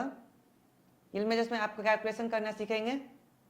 तो इसमें क्या होता है, हमें कुछ कैश फ्लोज दिए जाएंगे। अगर हमारे पास क्या होगा, कुछ कैश फ्लोज होंगे, अगर हमारे पास कुछ कैश फ्लोज होंगे और हमारे पास प्राइस दिया गया होगा, अगर हमारे पास कुछ कैश फ्लोज होंगे और हमें कुछ प्राइस दिया गया होगा, तो हम लोग इससे क्या कर पाएंगे, हम लोग इससे करंट यील्ड निकाल पाएंगे। मतलब अभी हम लोग कितना रिटर्न कमा रहे हैं, हम लोग वो निकाल पाएंगे। फॉर एग्जाम्पल, अगर हमारे पास प्राइस है, let us take for an example $1010, और हमारे पास इसका पार वैल्यू है $1000। And next thing is annual coupon क्या है हमारे पास, एनुअल कूपन रेट है हमारे पास 6%। तो हमारे पास करंट यील्ड क्या होगा, हम लोग ये कैलकुलेट कर सकते हैं। And how is that calculated, for example हमारे पास प्राइस कितना है $1010, नेक्स्ट पार वैल्यू कितना है $1000, कितना आ गया 1.01। तो अगर हम लोग इस कूपन रेट को हम लोग किसी से डिवाइड करेंगे, इस प्राइस से डिवाइड करेंगे, तो क्या आ जाएगा हमारे पास, current yield 6% divide by 1.01, that will be your 5.94%। So हमारे पास करंट यील्ड आ गया, it is not the common calculation, it is not the common means of calculation. इसमें कॉमन मीन्स ऑफ कैलकुलेशन और भी है, जैसे कि हम लोग एग्जाम्पल में ले सकते हैं YTM, यील्ड टू मैच्योरिटी। इसमें हम लोग सीखेंगे यील्ड टू मैच्योरिटी। ये कॉम्प्लेक्स स्ट्रक्चर है, लेकिन ये बहुत कॉमनली यूज होते हैं, हर जगह ये कॉमनली यूज होते हैं, बट ये थोड़ा सा कॉम्प्लेक्स है rather than this current yield. इसमें हमें बस रेट दिया गया, हमारे पास प्राइस थे, हम लोगों ने क्या निकाल दिया, करंट यील्ड निकाल दिया। But YTM is a complex structure, but इसको हम लोग क्या कहते हैं, it is in common situation, मतलब हम लोग इसको कॉमनली यूज करते हैं। इसमें क्या है, ये क्या किस चीज का कैलकुलेशन था, करंट यील्ड का, बट हम लोग क्या कर रहे हैं, मोर कॉम्प्लेक्स स्ट्रक्चर यूज कर रहे हैं जो कॉमनली यूज होते हैं। इसको हम लोग कैलकुलेट करना सीखेंगे, इसको हम लोग क्या करना सीखेंगे, कैलकुलेट करना सीखेंगे। तो इसको कैलकुलेट करने से पहले इसको क्या भी बोल सकते हैं हम लोग, इसको हम लोग नॉर्मली बोलते हैं IRR, इसको कॉमनली हम लोग बोलते हैं IRR, ओके। और इसको कैलकुलेट कैसे कर सकते हैं हम लोग, इसको कैलकुलेट करने के लिए हम लोग क्या कर सकते हैं, एक्सपेक्टेड कैश फ्लोज चाहिए हमें, हमारे पास एक्सपेक्टेड कैश फ्लोज होने चाहिए, और हमारे पास बॉन्ड का प्राइस होना चाहिए।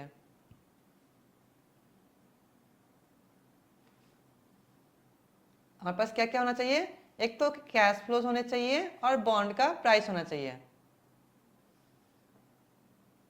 यील्ड टू मैच्योरिटी कैसे कैलकुलेट होगा, अगर हमारे पास कैश फ्लोज होंगे और बॉन्ड प्राइस होंगे। तो ये कह सकते हैं, इसको हम लोग ना YTM को नॉर्मली क्या बोलते हैं, annual rate. Yield to maturity को हम लोग क्या भी बोलते हैं, एनुअल रेट। इसका मतलब क्या है, इसका मतलब ये है कि इन्वेस्टर को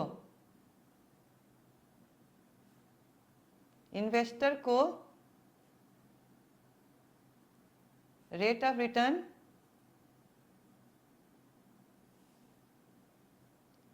इसमें क्या होगा, एनुअल रेट क्यों बोलते हैं, इसको हम लोग एनुअल रेट भी बोल सकते हैं, हम लोग किसको, हम लोग YTM को एनुअल रेट भी बोल सकते हैं, बट कब, जब इन्वेस्टर को जो रिटर्न चाहिए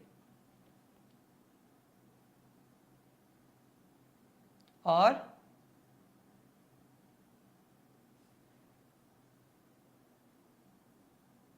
जो बॉन्ड का YTM जो यील्ड टू मैच्योरिटी होंगे,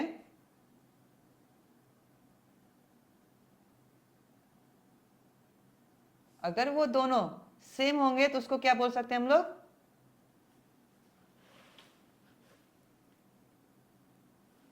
अगर इन्वेस्टर को जो रिटर्न चाहिए और जो YTM हम लोग कैलकुलेट करके निकालेंगे, अगर वो सेम होंगे, इसको हम लोग क्या बोल सकते हैं, इसको हम लोग बोल सकते हैं एनुअल रेट।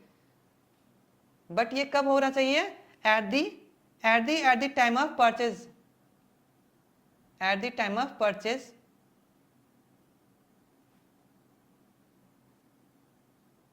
जब इन्वेस्टर ये चीज परचेज कर रहा होगा, तो इन्वेस्टर जो परचेज कर रहे होंगे उस टाइम पे अगर इन्वेस्टर का रेट ऑफ रिटर्न और YTM सेम रहेगा, तो इसका मतलब ये हो सकता है कि रेट ऑफ रिटर्न और YTM वैरी कर सकते हैं,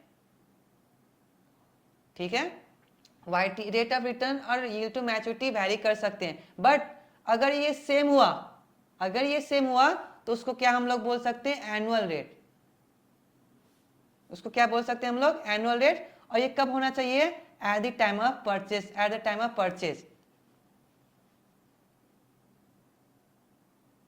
कब हो सकता है ये, eight the time of purchase. इसके रिगार्डिंग आपको बुक में देखिए प्रोविजंस दिए गए हैं कि इसके रिगार्डिंग आपको 3 कंडीशंस अप्लाई करने पड़ेंगे, आपको इसमें 3 कंडीशंस देखने पड़ेंगे। देखिए,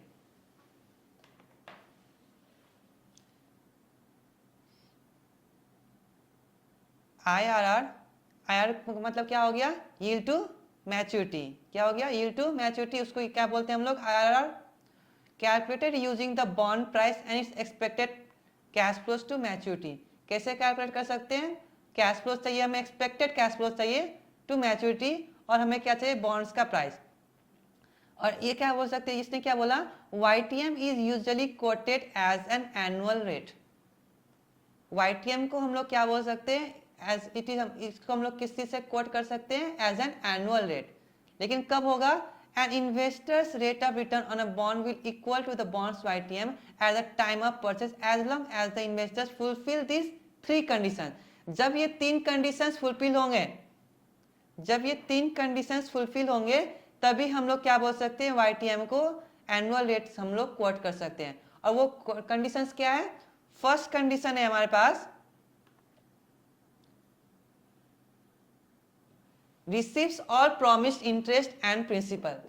अगर जिस इन्वेस्टर सारे प्रिंसिपल के साथ साथ इंटरेस्ट वो रिसीव करता है eight the time, at the schedule time, अगर शेड्यूल टाइम में और कोई भी डिफॉल्ट नहीं होता है, अगर कोई भी डिफॉल्ट नहीं होता है और शेड्यूली पेमेंट होते हैं, फर्स्ट कंडीशन, तब next condition will be holds the bonds until maturity. Investor क्या करते हैं, वो बॉन्ड मैच्योरिटी तक होल्ड करते हैं। नेक्स्ट इज री invest all periodic cash flows at the YTM। और तीसरा कंडीशन क्या है, अगर वो जो पैसे वो इंटरेस्ट कमा रहे हैं, जो कैश फ्लोज उसके पास आ रहे हैं, वो फिर से उसको री इन्वेस्ट कर रहे हैं। अगर वो फिर से वो री इन्वेस्ट करता है at the rate of YTM, तब ये तीनों अगर कंडीशंस अप्लाइड होंगे, तब हम लोग बोल सकते हैं कि YTM can be quoted as an annual rate. Yield measures में आपको ये पढ़ना है। कॉम्प्लिकेट हो गया ना, कोई बात नहीं, अगर ये कॉन्सेप्ट हो गए हैं, आप फिर से देख लीजिएगा वीडियो। उसके आप लोग ये क्या करिएगा, आप अपने नोट्स निकालिएगा, नोट्स में सब कुछ दिया गया है, आपको बस ये गो थ्रू करना है, आपको बस ये गो थ्रू ही करना है, उससे ज़्यादा कुछ नहीं करना है। नेक्स्ट आएगा हमारे पास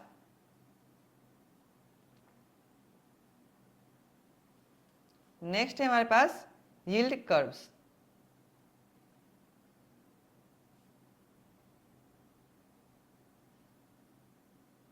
हम लोग नेक्स्ट टॉपिक पढ़ेंगे कौन सा, यील्ड कर्व्स। यील्ड कर्व में हमने एग्जांपल लिया था किसका, कौन से कंपनी का, प्रभाकर का। तो सपोज हमने एग्जांपल लिया था प्रभाकर प्राइवेट लिमिटेड का। तो लेट इट हैड इश्यूड, चलो हम लोग इसको करते हैं कि प्रभाकर लिमिटेड को 100 करोड़ ही नहीं, उससे ज़्यादा फंड चाहिए थे। तो इससे पहले भी उसने डेप्ट इंस्टॉलमेंट क्या किया था, इश्यू किया था। दे आर आउटस्टैंडिंग, अब वो क्या है, अब वो आउटस्टैंडिंग है, अब उसको हमें पे करना है।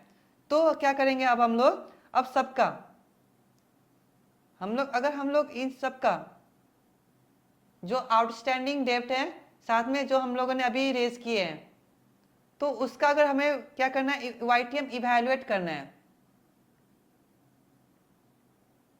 अगर हमें उसका क्या करना है, YTM इवैल्यूएट करना है, तो इस सब में क्या होगा, हमें इसको क्या करना पड़ेगा, इसको हमें ग्राफ में प्लॉट करना पड़ेगा, हमें इसको ग्राफ में प्लॉट करना है। उसके बाद अकॉर्डिंग टू, लेकिन ग्राफ में किस तरह से प्लॉट करना है, it will be a 2 dimensional figure. जैसे कि प्लॉट में क्या क्या आएगा, एक साइड में YTM आ जाएगा और दूसरे साइड में क्या आ जाएगा, मैच्योरिटी। अकॉर्डिंगली हम लोग क्या करेंगे, उसको ग्राफ में प्लॉट कर देंगे। तो हमारे पास ना क्या ये होगा, एक कर्व आएगा। हमारे पास बहुत सारे डेप्ट्स क्या है, आउटस्टैंडिंग है, तो उसके YTM हम लोग निकालेंगे और उसको हम लोग क्या कर देंगे, एक ग्राफ में हम लोग क्या करेंगे, प्लॉट कर देंगे। तो जो कर्व बनेगा उसी को हम लोग क्या बोलते हैं, यील्ड कर्व्स, उसी को हम लोग बोलते हैं यील्ड कर्व्स। फॉर एग्जाम्पल आपको बुक में दिया गया है,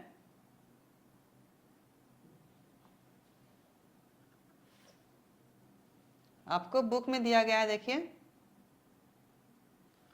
दिस वन, आपको इंस्टीट्यूट के बुक में वहां पर आपको एग्जाम्पल दिया गया है BRWA कॉर्पोरेशन। ये क्या हो गया, ये एक्स एक्सिस और ये वाई एक्सिस। इसमें क्या है, इसमें है yield to maturity from in the Y axis और मैच्योरिटी में इन द एक्स एक्सिस। तो इसका क्या है, मैच्योरिटी 5 साल। हमारा जो बॉन्ड है कितना है, उसका 5 साल का मैच्योरिटी है। BRWA के कॉर्पोरेशन का मैच्योरिटी कितना है, 5 साल। और ये क्या है हमारा, यील्ड टू मैच्योरिटी, उसका उसने अपना यील्ड निकाला, उसका कितना निकला 3.2%। तो हमारे पास यहाँ क्या है 1 2 3 4 5 6, हमारे पास 6 डेब्ट आउटस्टैंडिंग थे। उसको हमने क्या किया, एक ग्राफ में प्लॉट कर दिया। फर्स्ट यहाँ प्लॉट किया, सेकेंड यहाँ प्लॉट किया, थर्ड यहाँ प्लॉट किया, फोर्थ फिफ्थ एंड सिक्स। उसके बाद जो हमारे पास ये कर्व आया है, हमने इसको क्या किया, एक लाइन में मिला दिया। तो ये जो कर्व बना है, ये जो कर्व बना है उसी को हम लोग क्या बोलते हैं, इसी को हम लोग बोलते हैं यील्ड कर्व। इसको क्या बोलते हैं हम लोग, यील्ड कर्व। इसी को हम लोग बोलते हैं यील्ड कर्व। जो हमने आउटस्टैंडिंग लोन, आउटस्टैंडिंग डेब्ट्स के हमने क्या निकाला, आउटस्टैंडिंग डेब्ट्स के यील्ड टू मैच्योरिटी निकाला, और उसको हम लोग ने क्या किया, प्लॉट कर दिया। साइड में हम लोग क्या कर दिया, मैच्योरिटी का हम लोग प्लॉट कर दिया according to X axis and Y axis में हमने अरेंज कर दिया। उसके बाद जो एक कर्व बना है, एक जो कर्व बना है उसी को क्या बोलते हैं हम लोग, yield curve. Am I clear? Yes. उसके बाद आपको ना, आपको एक बुक में, आप ही के बुक में आपको एक और इसका एक और ग्राफ दिया गया है, वो मैं नहीं पढ़ाऊंगा क्योंकि ये वही चीज है। ये देखिए, ये हो गया हमारा BRW कॉर्पोरेशन का कर्व, यील्ड कर्व हो गया। और इसको क्या किया गया है, इसको कंपेयर किया गया है किससे, गवर्नमेंट इश्यूअर का, जैसे कि ट्रेजरीज बॉन्ड का। तो उसके रिटर्न क्या है, उसका यील्ड टू मैच्योरिटी 2.3% है और ये मैच्योरिटी 5 साल है। तो इसको क्या किया गया है, कंपेयर करने के लिए। देखिए हमने इसमें क्या किया, हमने अपने कंपनी को ग्राफ में प्लॉट कर दिया और एक गवर्नमेंट इश्यूअर के कंपनी को हमने प्लॉट कर दिया। अब देखिए यहाँ से हम लोग इसको कंपेयर कर सकते हैं कि देखिए यहाँ पर क्या है, 5 साल का मैच्योरिटी है, 5 ही साल का मैच्योरिटी है, but yield to maturity treasury bond में 2.3% है और BRW कॉर्पोरेशन में 3.2% है। क्यों? तो जो ये डिफरेंस है, ये जो डिफरेंस है कितने का, 0.9% का, तो ये क्या हो गया, ये स्प्रेड हो गया। तो जो हम लोग एक्स्ट्रा रिस्क ले रहे हैं, जो हम लोग एक्स्ट्रा रिस्क ले रहे हैं उसके लिए हम लोग कितना चाहिए, हमें एक्स्ट्रा 0.9% चाहिए। फाइन। हमने जो एक्स्ट्रा एक्स्ट्रा हम लोग रिस्क ले रहे हैं उसके वजह से हम लोगों ने क्या किया, हम लोग एक्स्ट्रा स्प्रेड ले रहे हैं, हम लोग एक्स्ट्रा रिटर्न ले रहे हैं। तो अगर हम लोग ज्यादा रिस्क लेंगे तो ज्यादा रिटर्न लेंगे। लेट मी बी क्लियर, हम रिस्क ज्यादा लेंगे तो हमें ज्यादा रिटर्न चाहिए ही चाहिए। तो क्या होता है, गवर्नमेंट इश्यूअर होंगे तो उसमें रिस्क कम होगा, राइट, रिस्क कम होंगे तो हमें कम रिटर्न मिलेगा। बट अब क्या होगा, हमें अगर दूसरे में क्या है, हमें रिस्क ज्यादा है तो हम लोग को ज्यादा रिटर्न चाहिए। फाइन, आपके बुक में ये दिया गया है। तो नेक्स्ट टॉपिक आएगा हमारे पास,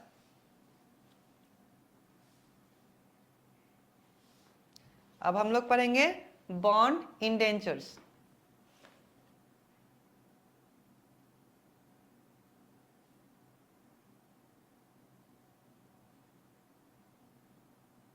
एंड कॉवेनेंट्स।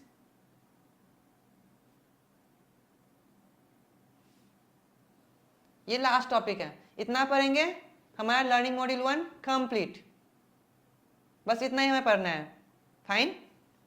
तो बॉन्ड इंडेंचर से स्टार्ट करते हैं।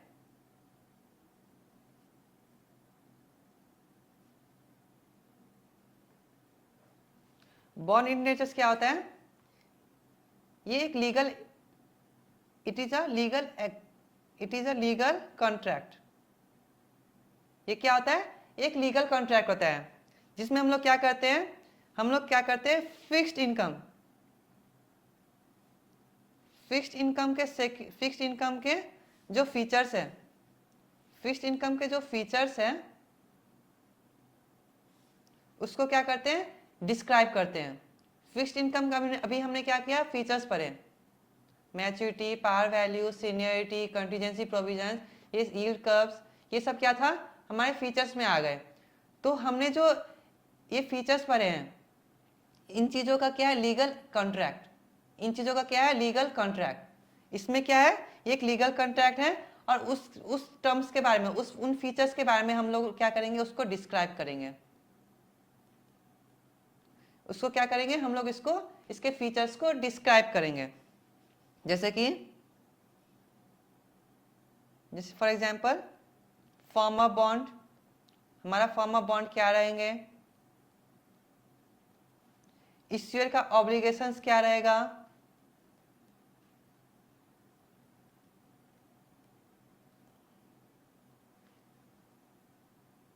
इसके अलावा क्या होता है, अगर हमारे बॉन्ड मैच्योरिटी हो गया तो सोर्स ऑफ रीपेमेंट क्या होगा,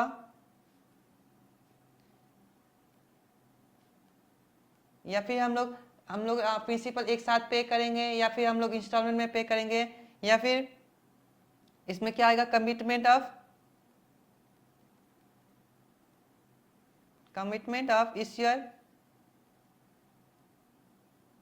ओके, तो इसमें क्या होगा, बॉन्ड इंटरेस्ट क्या होता है, it is a legal contract, it is a legal contract. इसमें क्या होगा, हम लोगों ने अभी जो फीचर्स पढ़े उसको हम लोग डिस्क्राइब करेंगे कि रेट ऑफ इंटरेस्ट कैसे होगा, कैसे पेमेंट किया जाएगा, इश्यूअर का ऑब्लिगेशंस क्या होगा, कमिटमेंट्स क्या होंगे, जो हमने पैसे उठाए उसको हम लोग रीपे कैसे करेंगे, बॉन्ड्स का फॉर्म क्या रहेगा, इन चीज़ों को हम लोग जो डिस्क्राइब करते हैं एक लीगल फॉर्म में डिस्क्राइब करते हैं, एक लीगल कॉन्ट्रैक्ट बना के जो डिस्क्राइब करते हैं उसको हम लोग बोलते हैं बॉन्ड इंडेंजर्स, बॉन्ड इंडेंचर्स, इसको हम लोग बोलते हैं बॉन्ड इंडेंचर्स।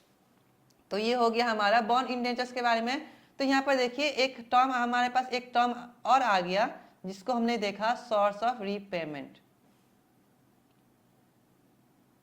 क्या है सोर्स ऑफ रीपेमेंट, इसको देख लेते हैं, इसको एक बार देख लेते हैं, उसके बाद हम लोग दूसरा बॉन्ड कॉवेनेंट्स पढ़ लेंगे।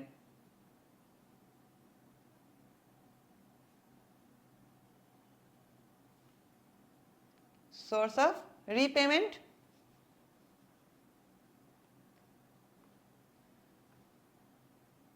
सोर्स ऑफ रीपेमेंट मैंने अभी क्या बताया था आपको, या तो इंस्टॉलमेंट में पे कर सकते हैं, या फिर एग्जैक्टली लास्ट में हम लोग पूरा एक साथ पे कर सकते हैं, राइट।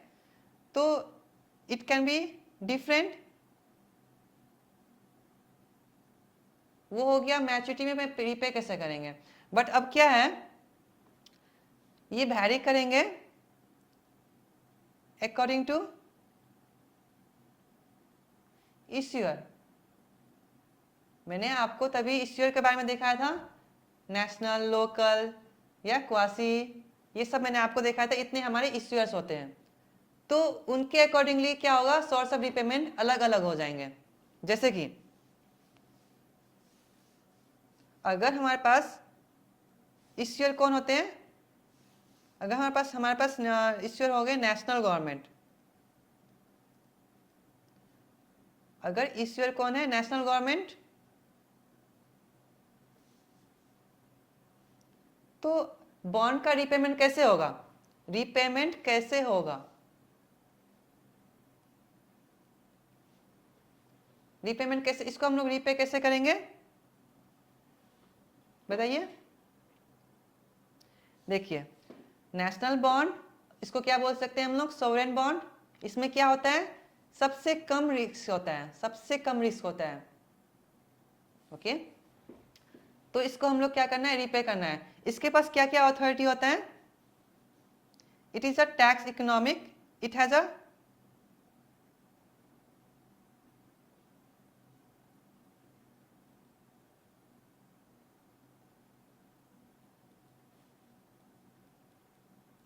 इसके पास क्या अथॉरिटी होता है, ये लोग क्या कर सकते हैं, ये लोग प्रिंट कर सकते हैं, किस चीज को, ये लोग करेंसी प्रिंट कर सकते हैं। नेशनल गवर्नमेंट के पास अथॉरिटी होता है कि वो लोग करेंसी प्रिंट कर पाए, राइट। वो लोग क्या करेंगे, करेंसी प्रिंट करके वो लोग अपना लोन, वो लोग अपना डेट रीपे कर देंगे। क्योंकि उसके पास खुद प्रिंट करने का अथॉरिटी होता है, it will have the less default risk, less default risk, या फिर we can say no risk, no default risk, क्योंकि उसको खुद ही क्या करना है, अथॉरिटी, उसके पास अथॉरिटी है करेंसी प्रिंट करने के लिए। तो उन्होंने क्या क्या करेंसी प्रिंट आउट किया, लो आपका लोन क्लियर, ये क्या हो गया नेशनल गवर्नमेंट का। बट अगर इश्यूअर कौन होते हैं, लोकल या फिर और रीजनल गवर्नमेंट।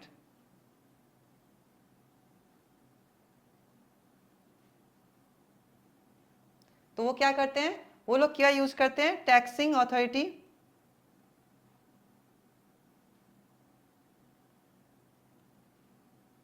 या फिर फी।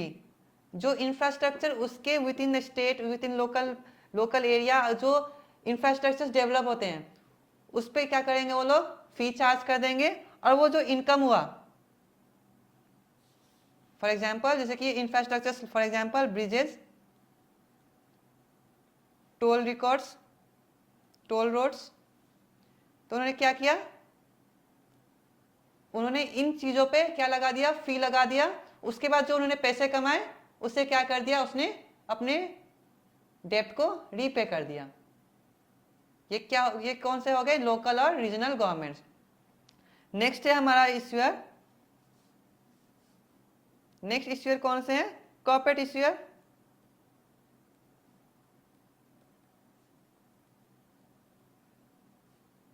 तो वो किस चीज पर रिलाई करेंगे, वो लोग नॉर्मली रिलाई करेंगे अपने कैश फ्लोज पे।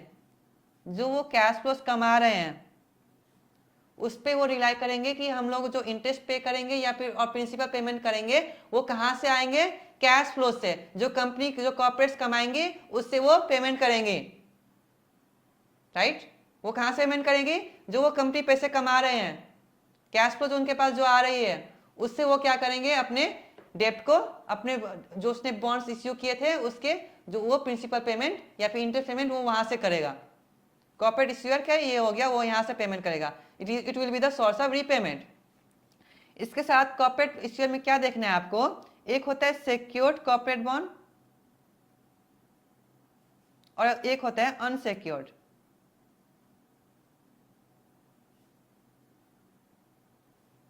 पहले अनसिक्योर्ड को देख लेते हैं। तो इसमें जो होगा, कॉर्पोरेट इश्यूअर्स किस चीज में रिलाई करेंगे, इंटायरली ऑन कैश फ्लोज। वो लोग रिलाई करेंगे entirely on cash flows. But अगर सिक्योर्ड हुआ तो वो लोग किस चीज पर रिलाई कर सकते हैं, या तो कैश फ्लोज और एंड हम लोग बोल सकते हैं वो लोग जो कोलैटरल लिए, उन्होंने जो कोलैटरल लिया है उस पर भी वो रिलाई कर सकते हैं, या फिर सेल्स पे। अगर कोई भी कॉर्पोरेट इश्यूअर किस चीज पर रिलाई करता है for the source of repayment, अगर सिक्योर होता है तो cash, it can be cash flows, collateral और या फिर सेल्स। बट अगर अनसिक्योर हुआ तो किस पर रिलाई कर सकता है, ऑन द कैश फ्लोज। आपको सोर्स ऑफ रीपेमेंट में ये पढ़ना है, हमने क्या पढ़ा, cash of source of repayment में बॉन्ड इंडेंचर्स में हम लोगों ने क्या क्या पढ़ा। बॉन्ड इंडेंचर्स क्या होता है, it is a legal contract जिसमें हम लोग क्या करेंगे, फिक्स्ड इनकम के फीचर्स पढ़ते हैं, उसको हम लोग क्या करेंगे, डिस्क्राइब करेंगे कि फॉर्म ऑफ बॉन्ड्स क्या है, इश्यूअर का ऑब्लिगेशन क्या है, सोर्स ऑफ रीपेमेंट क्या है।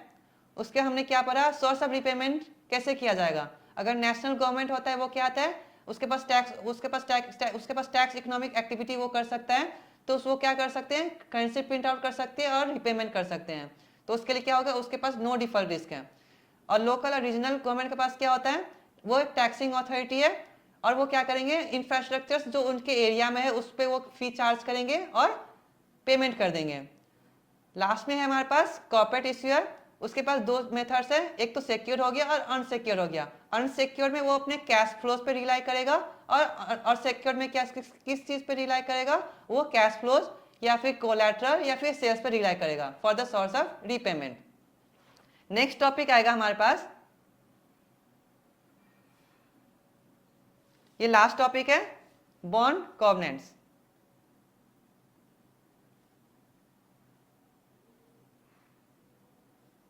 लेट्स सी, बॉन्ड कॉवेनेंट्स में नॉर्मली हम लोग देखते हैं कि अगर कंपनी के पास इक्विटी है, बॉन्ड होल्डर्स है, तो किसका इन्फ्लुएंस ज़्यादा होगा। नॉर्मली हम लोग देखते हैं कि इक्विटी इन्वेस्टर्स के पास ज़्यादा अथॉरिटी होता है, उसके पास ज़्यादा पावर होता है इन्फ्लुएंस, कंपनी को इन्फ्लुएंस करने के लिए। बट या फिर कोई भी एक्टिविटी करने के लिए इक्विटी इन्वेस्टर्स के पास ज़्यादा इन्फ्लुएंस करने का उसके पास पावर होता है। बट एक्सेप्ट फॉर सम, जिसमें क्या हो सकता है, जो बॉन्ड होल्डर्स हैं जो बॉन्ड होल्डर्स है उसको ज्यादा पावर दिए गए हैं। वो कौन कौन सी केसेस है, जैसे कि अगर कोई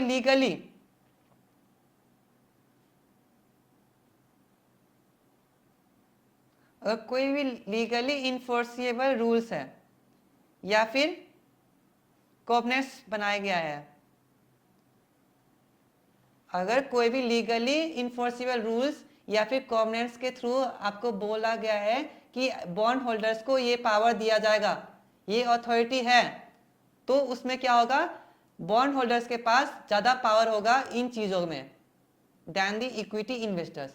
इक्विटी इन्वेस्टर्स क्या कर सकते हैं, वो लोग तो अपना इन्वेस्ट वो पावर एक्सरसाइज कर सकते हैं, सब चीज में वही इन्वेस्टर्स पावर कर सकते हैं, बट बॉन्ड होल्डर्स तो फिर तो नेग्लेक्ट कर दिए जाएंगे।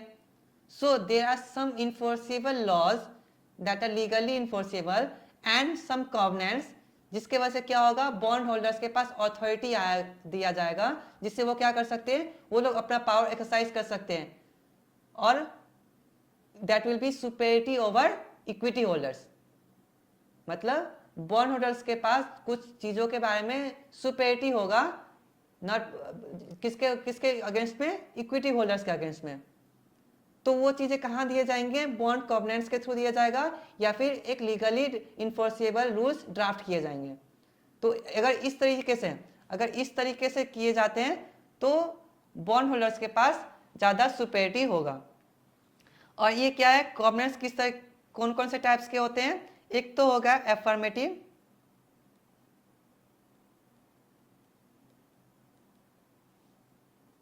इसका मतलब क्या होता है, दैट स्पेसिफाई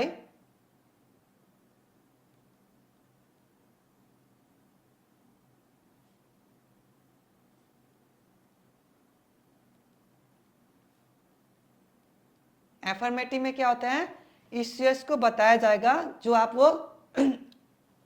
आपको करना चाहिए, that specify issuers are required to do, issuers को क्या करना चाहिए वो हम लोग किस में बोलेंगे, एफर्मेटिव में।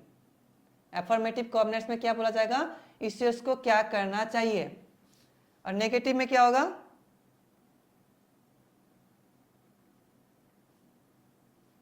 Issuers are prohibited. इसमें क्या होगा, इश्यूअर्स को प्रोहिबिटेड किया जाएगा कि आप लोग को ये काम नहीं करना है, फाइन, आप लोगों को ये काम नहीं करना है, वो अगर लिखा जाएगा तो उसको क्या बोलते हैं हम लोग, नेगेटिव कॉवेनेंट्स। और अगर इश्यूअर्स को क्या करना चाहिए वो बताया जाएगा तो उसमें हम लोग क्या बोलेंगे, एफर्मेटिव कॉवेनेंट्स। और इन चीजों के लिए कोई भी no additional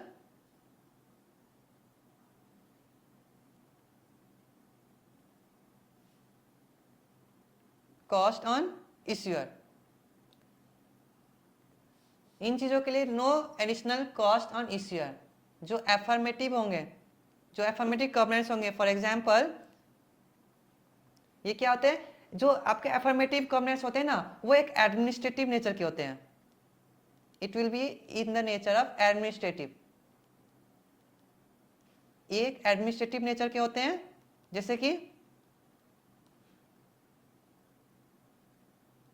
use of proceeds हम लोग जो इश्यू करने के बाद जो प्रोसीड्स होगा उसको किस तरह से यूज करेंगे, फाइनेंशियल्स, टाइमली फाइनेंशियल इश्यू कैसे करेंगे, कब करेंगे, फाइनेंशियल रिपोर्ट्स कब इश्यू करेंगे,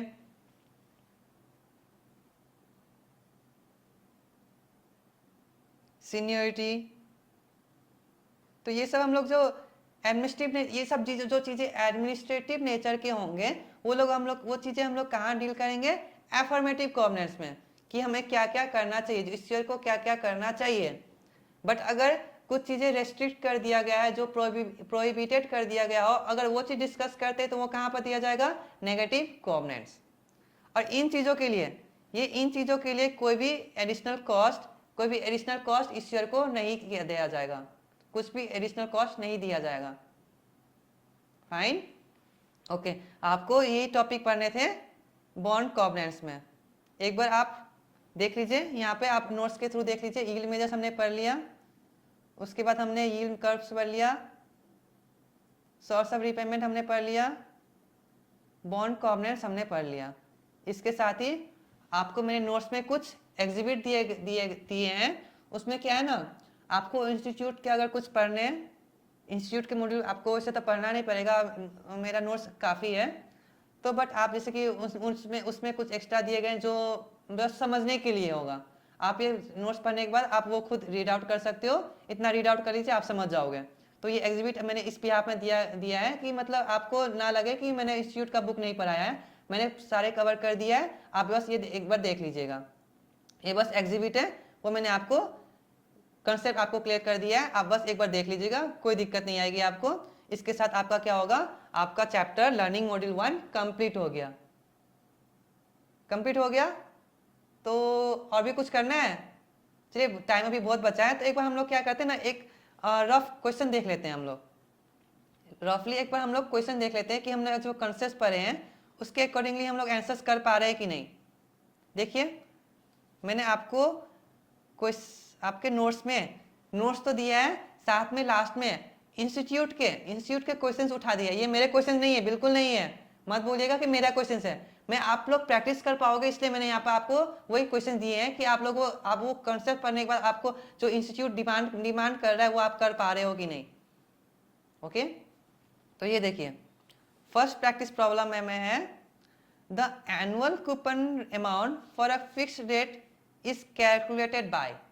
हम लोग annual coupon amount for a fixed rate bond किस चीज पे कैलकुलेट करते हैं, multiplying its yield by the par value.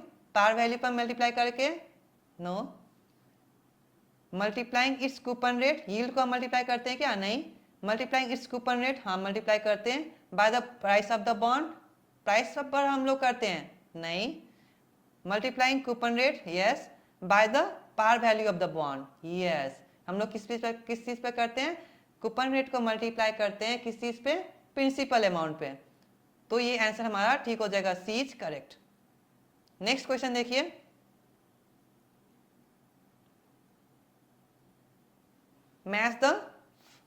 Match each bonds in left column with the description in the right column. ठीक है, हमें मैच करना है। तो फर्स्ट है fixed coupon bond.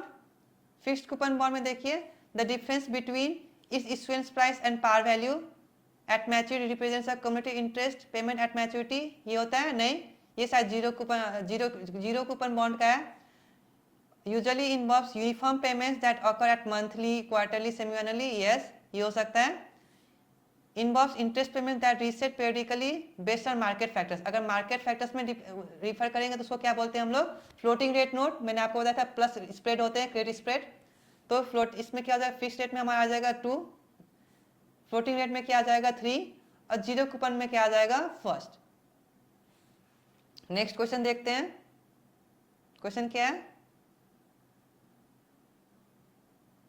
Question number 3, the coupon rate for a floating rate note is compose of market reference rate. क्या क्या मैंने बताया था, एक तो मार्केट रेफरेंस रेट होता है और दूसरा क्या होता है, क्या होता है बताइए, spread, credit rating, no, and specific spread, yes.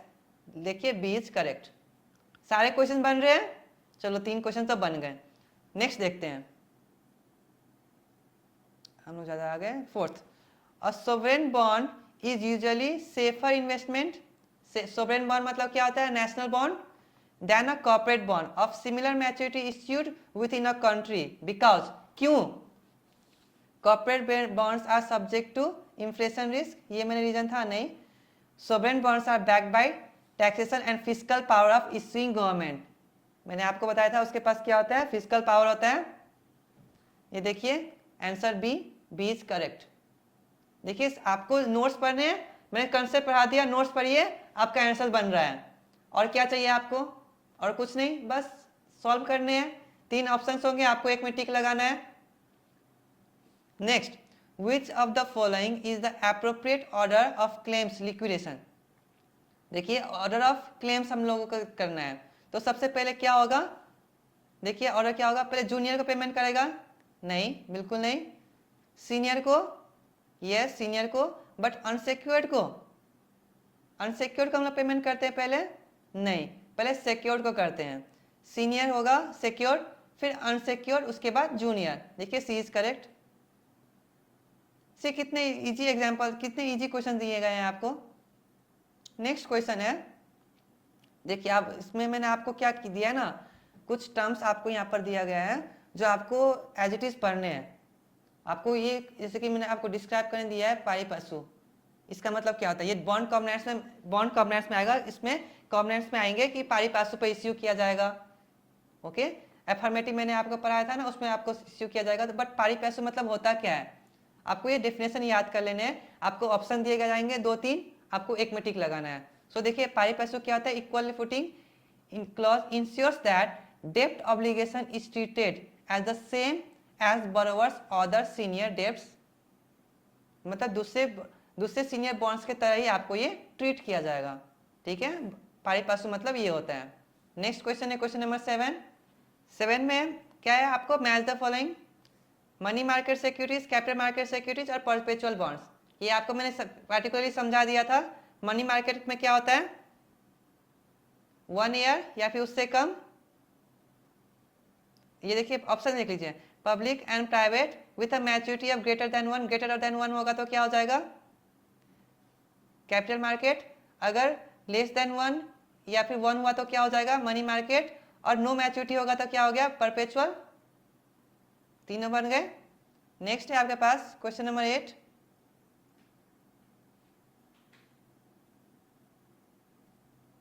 Question number 8 में क्या है, calculate the coupon payment on 2.5% coupon bond with GBP 1 lakh par value and a semi annual payment frequency. तो इसको कैसे कैलकुलेट करेंगे, देखिए हमारे पास क्या है 1 लाख रुपए, 1 लाख जीबीपी है, सॉरी हाँ 1 लाख है। उसके बाद 2.5% कितना आ जाएगा 2500।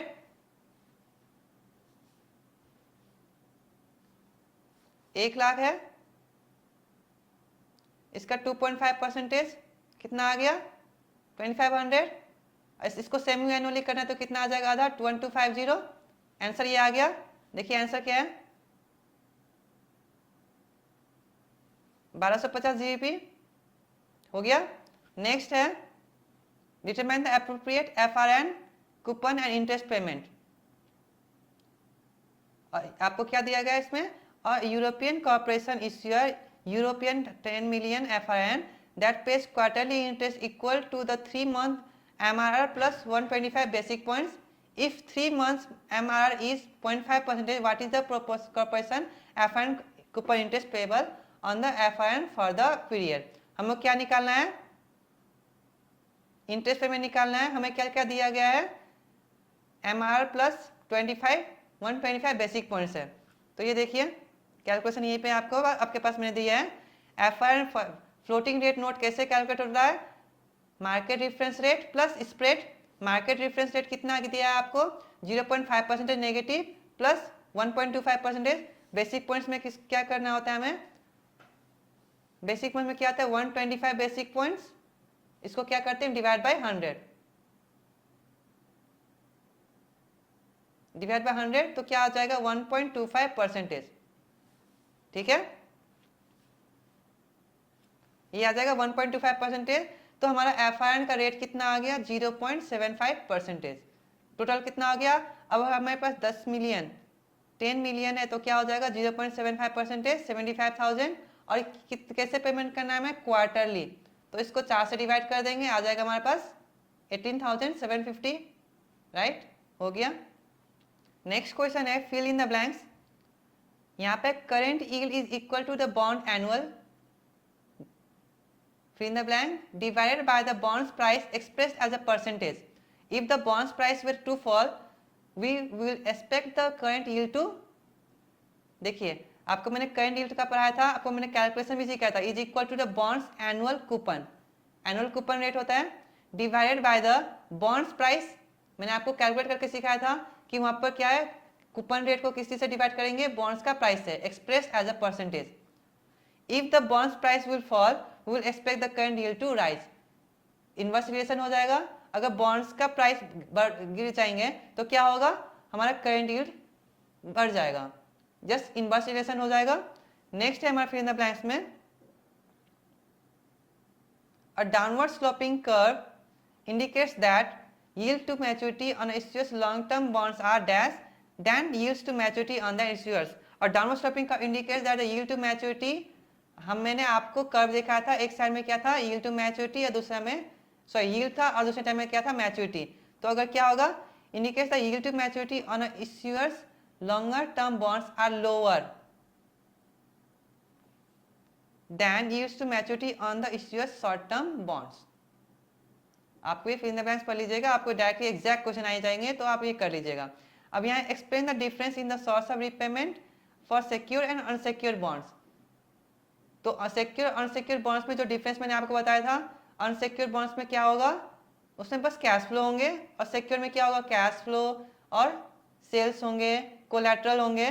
तो वो क्या आ गया हमारा डिफरेंस.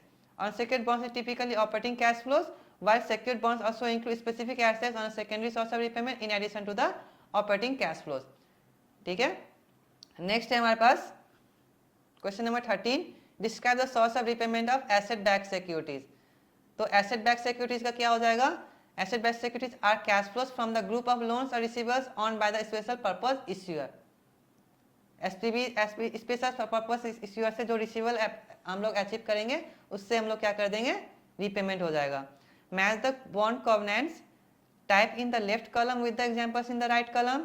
Affirmative क्या होता है, नेगेटिव क्या होता है. Affirmative क्या होता है बताइए. Affirmative क्या होता है, एडिशनल डेट रेस्ट्रिक्शन होते हैं, नो.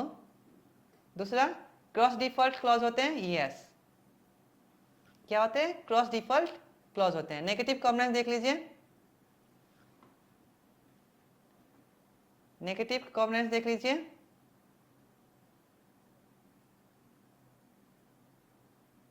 नेगेटिव का क्या होता है, ये भी हो जाएगा, एडिशनल डेट रिस्ट्रिक्शंस होते हैं, रेस्ट्रिक्ट किया जाता है कि आप लोग ये काम नहीं कर सकते, और इंटरेस्ट कवरेज मिनिमम होते हैं, मतलब रेस्ट्रिक्ट कर दिया गया है. ये दोनों राइट हो सकते हैं. देखिए आंसर में बी का 1 and 3 बोथ आर करेक्ट. उसके बाद next question, describe the difference between affirmative and negative covenants. आपको मैंने ये समझा दिया था.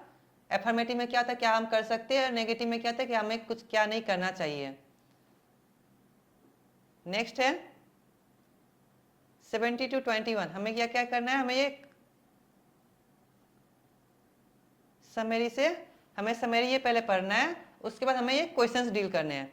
तो देखिए इस ईयर क्या है, Antela AG, settlement date T+5 business days, maturity क्या है 4 years from settlement date, settlement date के बाद 4 साल के बाद. प्रिंसिपल अमाउंट देख लीजिए 250 मिलियन, और इंटरेस्ट क्या है फ्लोटिंग रेट पे है, MRR plus 250 basic points. Interest payment कैसे होगा, क्वार्टरली. सीनियरिटी क्या होगा, विल रैंक पैरी परसू, मतलब एज इट इज, मतलब दूसरे डेप्ट के तरह ही किया जाएगा. Business days Frankfurt. अब हमें क्वेश्चन दिया गया है, क्वेश्चन में देखिए क्या है, 4 years and MR plus 250 basic points refer respectively to which bond features as of the settlement date. तो देखिए time to maturity and coupon rate, coupon frequency and current year, time to maturity and contingency provision. तो ये जो 4 years and MRR plus 250 basic points क्या refer करता है, 4 years क्या हो गया, यहाँ देखिए 4 years क्या है मैच्योरिटी. तो क्या हो गया, मैच्योरिटी है, हाँ मैच्योरिटी है, ठीक है. ये क्या है MR प्लस 250 बेसिक पॉइंट्स, ये क्या है कूपन रेट. तो क्या हो गया 17 का ए. देखिए ऑप्शन आंसर देखिए 17 का क्या है, 17 का ए इज करेक्ट. ठीक है 17 हो गया. अब 18 देखते हैं.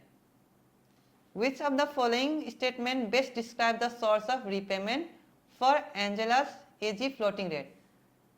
इसके लिए सबसे बेहतर source of repayment क्या होगा, since the notes are secured by Antela, the floating rate notes will be considered as asset backed security. उसको हम लोग क्या consider करेंगे, asset backed? No. The Antela notes rely on the operating cash flows, ठीक है, of the firm and their sole source of interest and payment. नहीं. The Antela AG notes rely on the operating cash flows, ठीक है, as the primary source of interest and payment, right? तो क्या हो जाएगा सी, किसी से पेमेंट पे रिप्लाई करता है, प्राइमरी सोर्स ऑफ रीपेमेंट क्या होगा, ऑपरेटिंग कैश फ्लोज। तो हमारा ऑप्शन क्या हो जाएगा 18 का सी। देखिए आंसर क्या है,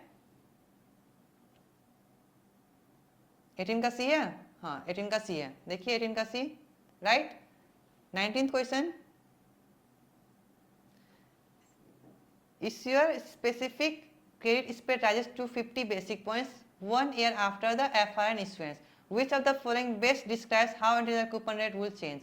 तो रिलेशन क्या हो जाएगा,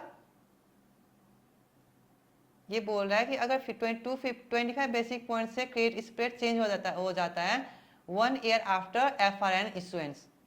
Which of the following best describes how integer FRN coupon rate will change as a result? तो इसने बोला first option coupon and investor will immediately increase by 250 basic points, no,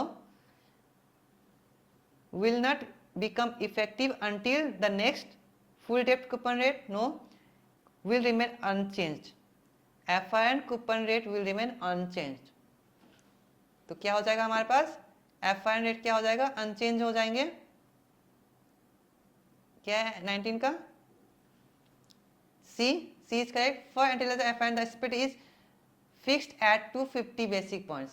क्या है, बेसिक पॉइंट्स क्या है, फिक्स्ड कर दिया गया है 250 basic points and the coupon will only change with change in MRR। तो उसने क्या बोला कि आपके जो बेसिक पॉइंट्स है ना उसने फिक्स कर दिया कि इतना ही होगा। तो अगर हमें क्या होगा, अगर हमें हमारा कूपन रेट कब चेंज होगा, तभी चेंज होगा जब हमारा मार्केट रेफरेंस रेट चेंज होगा। वैसे तो अगर 25 बेसिक पॉइंट से अगर चेंज होता है तो उतना ही चेंज होना चाहिए, बट उसने क्या किया कि फिक्स कर दिया 250 बेसिक पॉइंट्स पे फिक्स कर दिया। देखिए 250 बेसिक पॉइंट्स पे उसने फिक्स कर दिया। तो इसका मतलब क्या हो गया कि हमारा अगर चेंज होगा तो बस MRR के वजह से चेंज होगा, वरना नहीं होगा।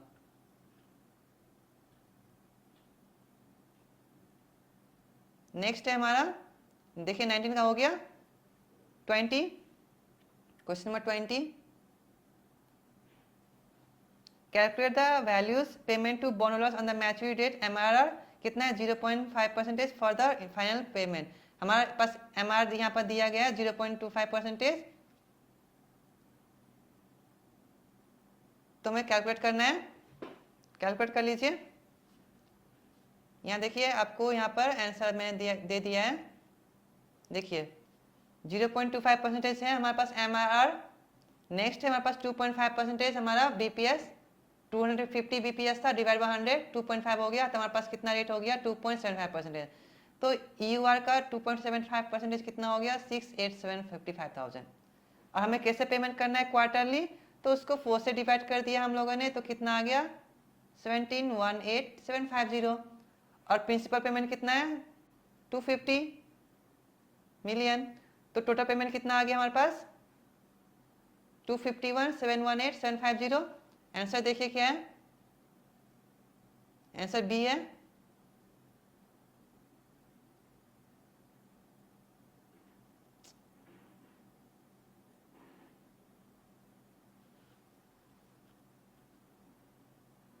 $251,718,750 आंसर आ गया। नेक्स्ट है Antela decides to raise new secured unsubordinated debts, which of the following best describe the priority. हमें प्रायोरिटी में कौन डिस्क्राइब करेगा वो देखना है। Because the Antela AG notes have a pari passu, this डेप्ट obligation will be treated as same as the other secured और subordinated debts. Yes ठीक है, शायद ऑप्शन ए ही ठीक है, देख लीजिए आंसर ए है। यस आंसर ए है, देखिए ए इज करेक्ट। आपको देखिए अगर डायरेक्ट आपको पता है तो आप डायरेक्ट लिख सकते हो, आपको दूसरे ऑप्शन पढ़ने भी नहीं पड़ेंगे। आप अगर कॉन्सेप्ट में क्लियरिटी है तो आप डायरेक्ट आंसर लिख सकते हो, बट वैसे तो आपको 3 ऑप्शन देख के करना चाहिए, बट जैसे कि आपको ऑलरेडी पता हो तो आप लोग ऐसे कर सकते हो। तो इसी के साथ देखिए हमारा लर्निंग मॉड्यूल 1 कंप्लीट हो गया। आज ही हमने स्टार्ट किया लर्निंग मॉड्यूल 1 और आज ही कंप्लीट हो गया। इसी तरह से हम लोग अपना ट्राई करेंगे कि एक दिन में हम लोग एक रीडिंग कम से कम कर पाए, एक लर्निंग मॉड्यूल हम लोग कंप्लीट कर पाए। इसी तरह से आज का क्या हो गया, आज का एक लर्निंग मॉड्यूल हमने कर लिया। कंसेप्ट पढ़ लिए, क्वेश्चंस कर लिए, बस इतना ही करना है। बट अब आपको क्या करना है, घर जाने के बाद आपने यहाँ पढ़ लिया, अब आप घर जाइए, मेरे नोट्स उठाइए, नोट्स पढ़ लीजिए। आपको 15 से 20 मिनट ही लगेगा, उससे ज़्यादा नहीं लगेगा। एक बार क्वेश्चंस प्रैक्टिस कर लीजिए, आपसे हो रहा है या नहीं। आप एक बार वो देख लीजिए, आपसे हो गए तो बस उतना ही करना है, खत्म। ठीक है, बाकी आज का लर्निंग मॉड्यूल आपको कैसा लगा, आप लोग अपना कमेंट दे सकते हो। आपका feedback I always welcome your feedbacks. अगर कुछ चेंजेस करने होंगे, कुछ कंसेप्ट छूटा होगा तो आप मुझे बता सकते हो। नेक्स्ट क्लास में हम लोग वो डिस्कस कर लेंगे। बस इतना ही करना, आप मुझे मेल कर सकते हो या फिर मुझे व्हाट्सअप कर सकते हो। फाइन, बस इतना कर दीजिएगा। आज का क्लास में हम लोग इतना ही देखेंगे। आई will be waiting for your feedbacks.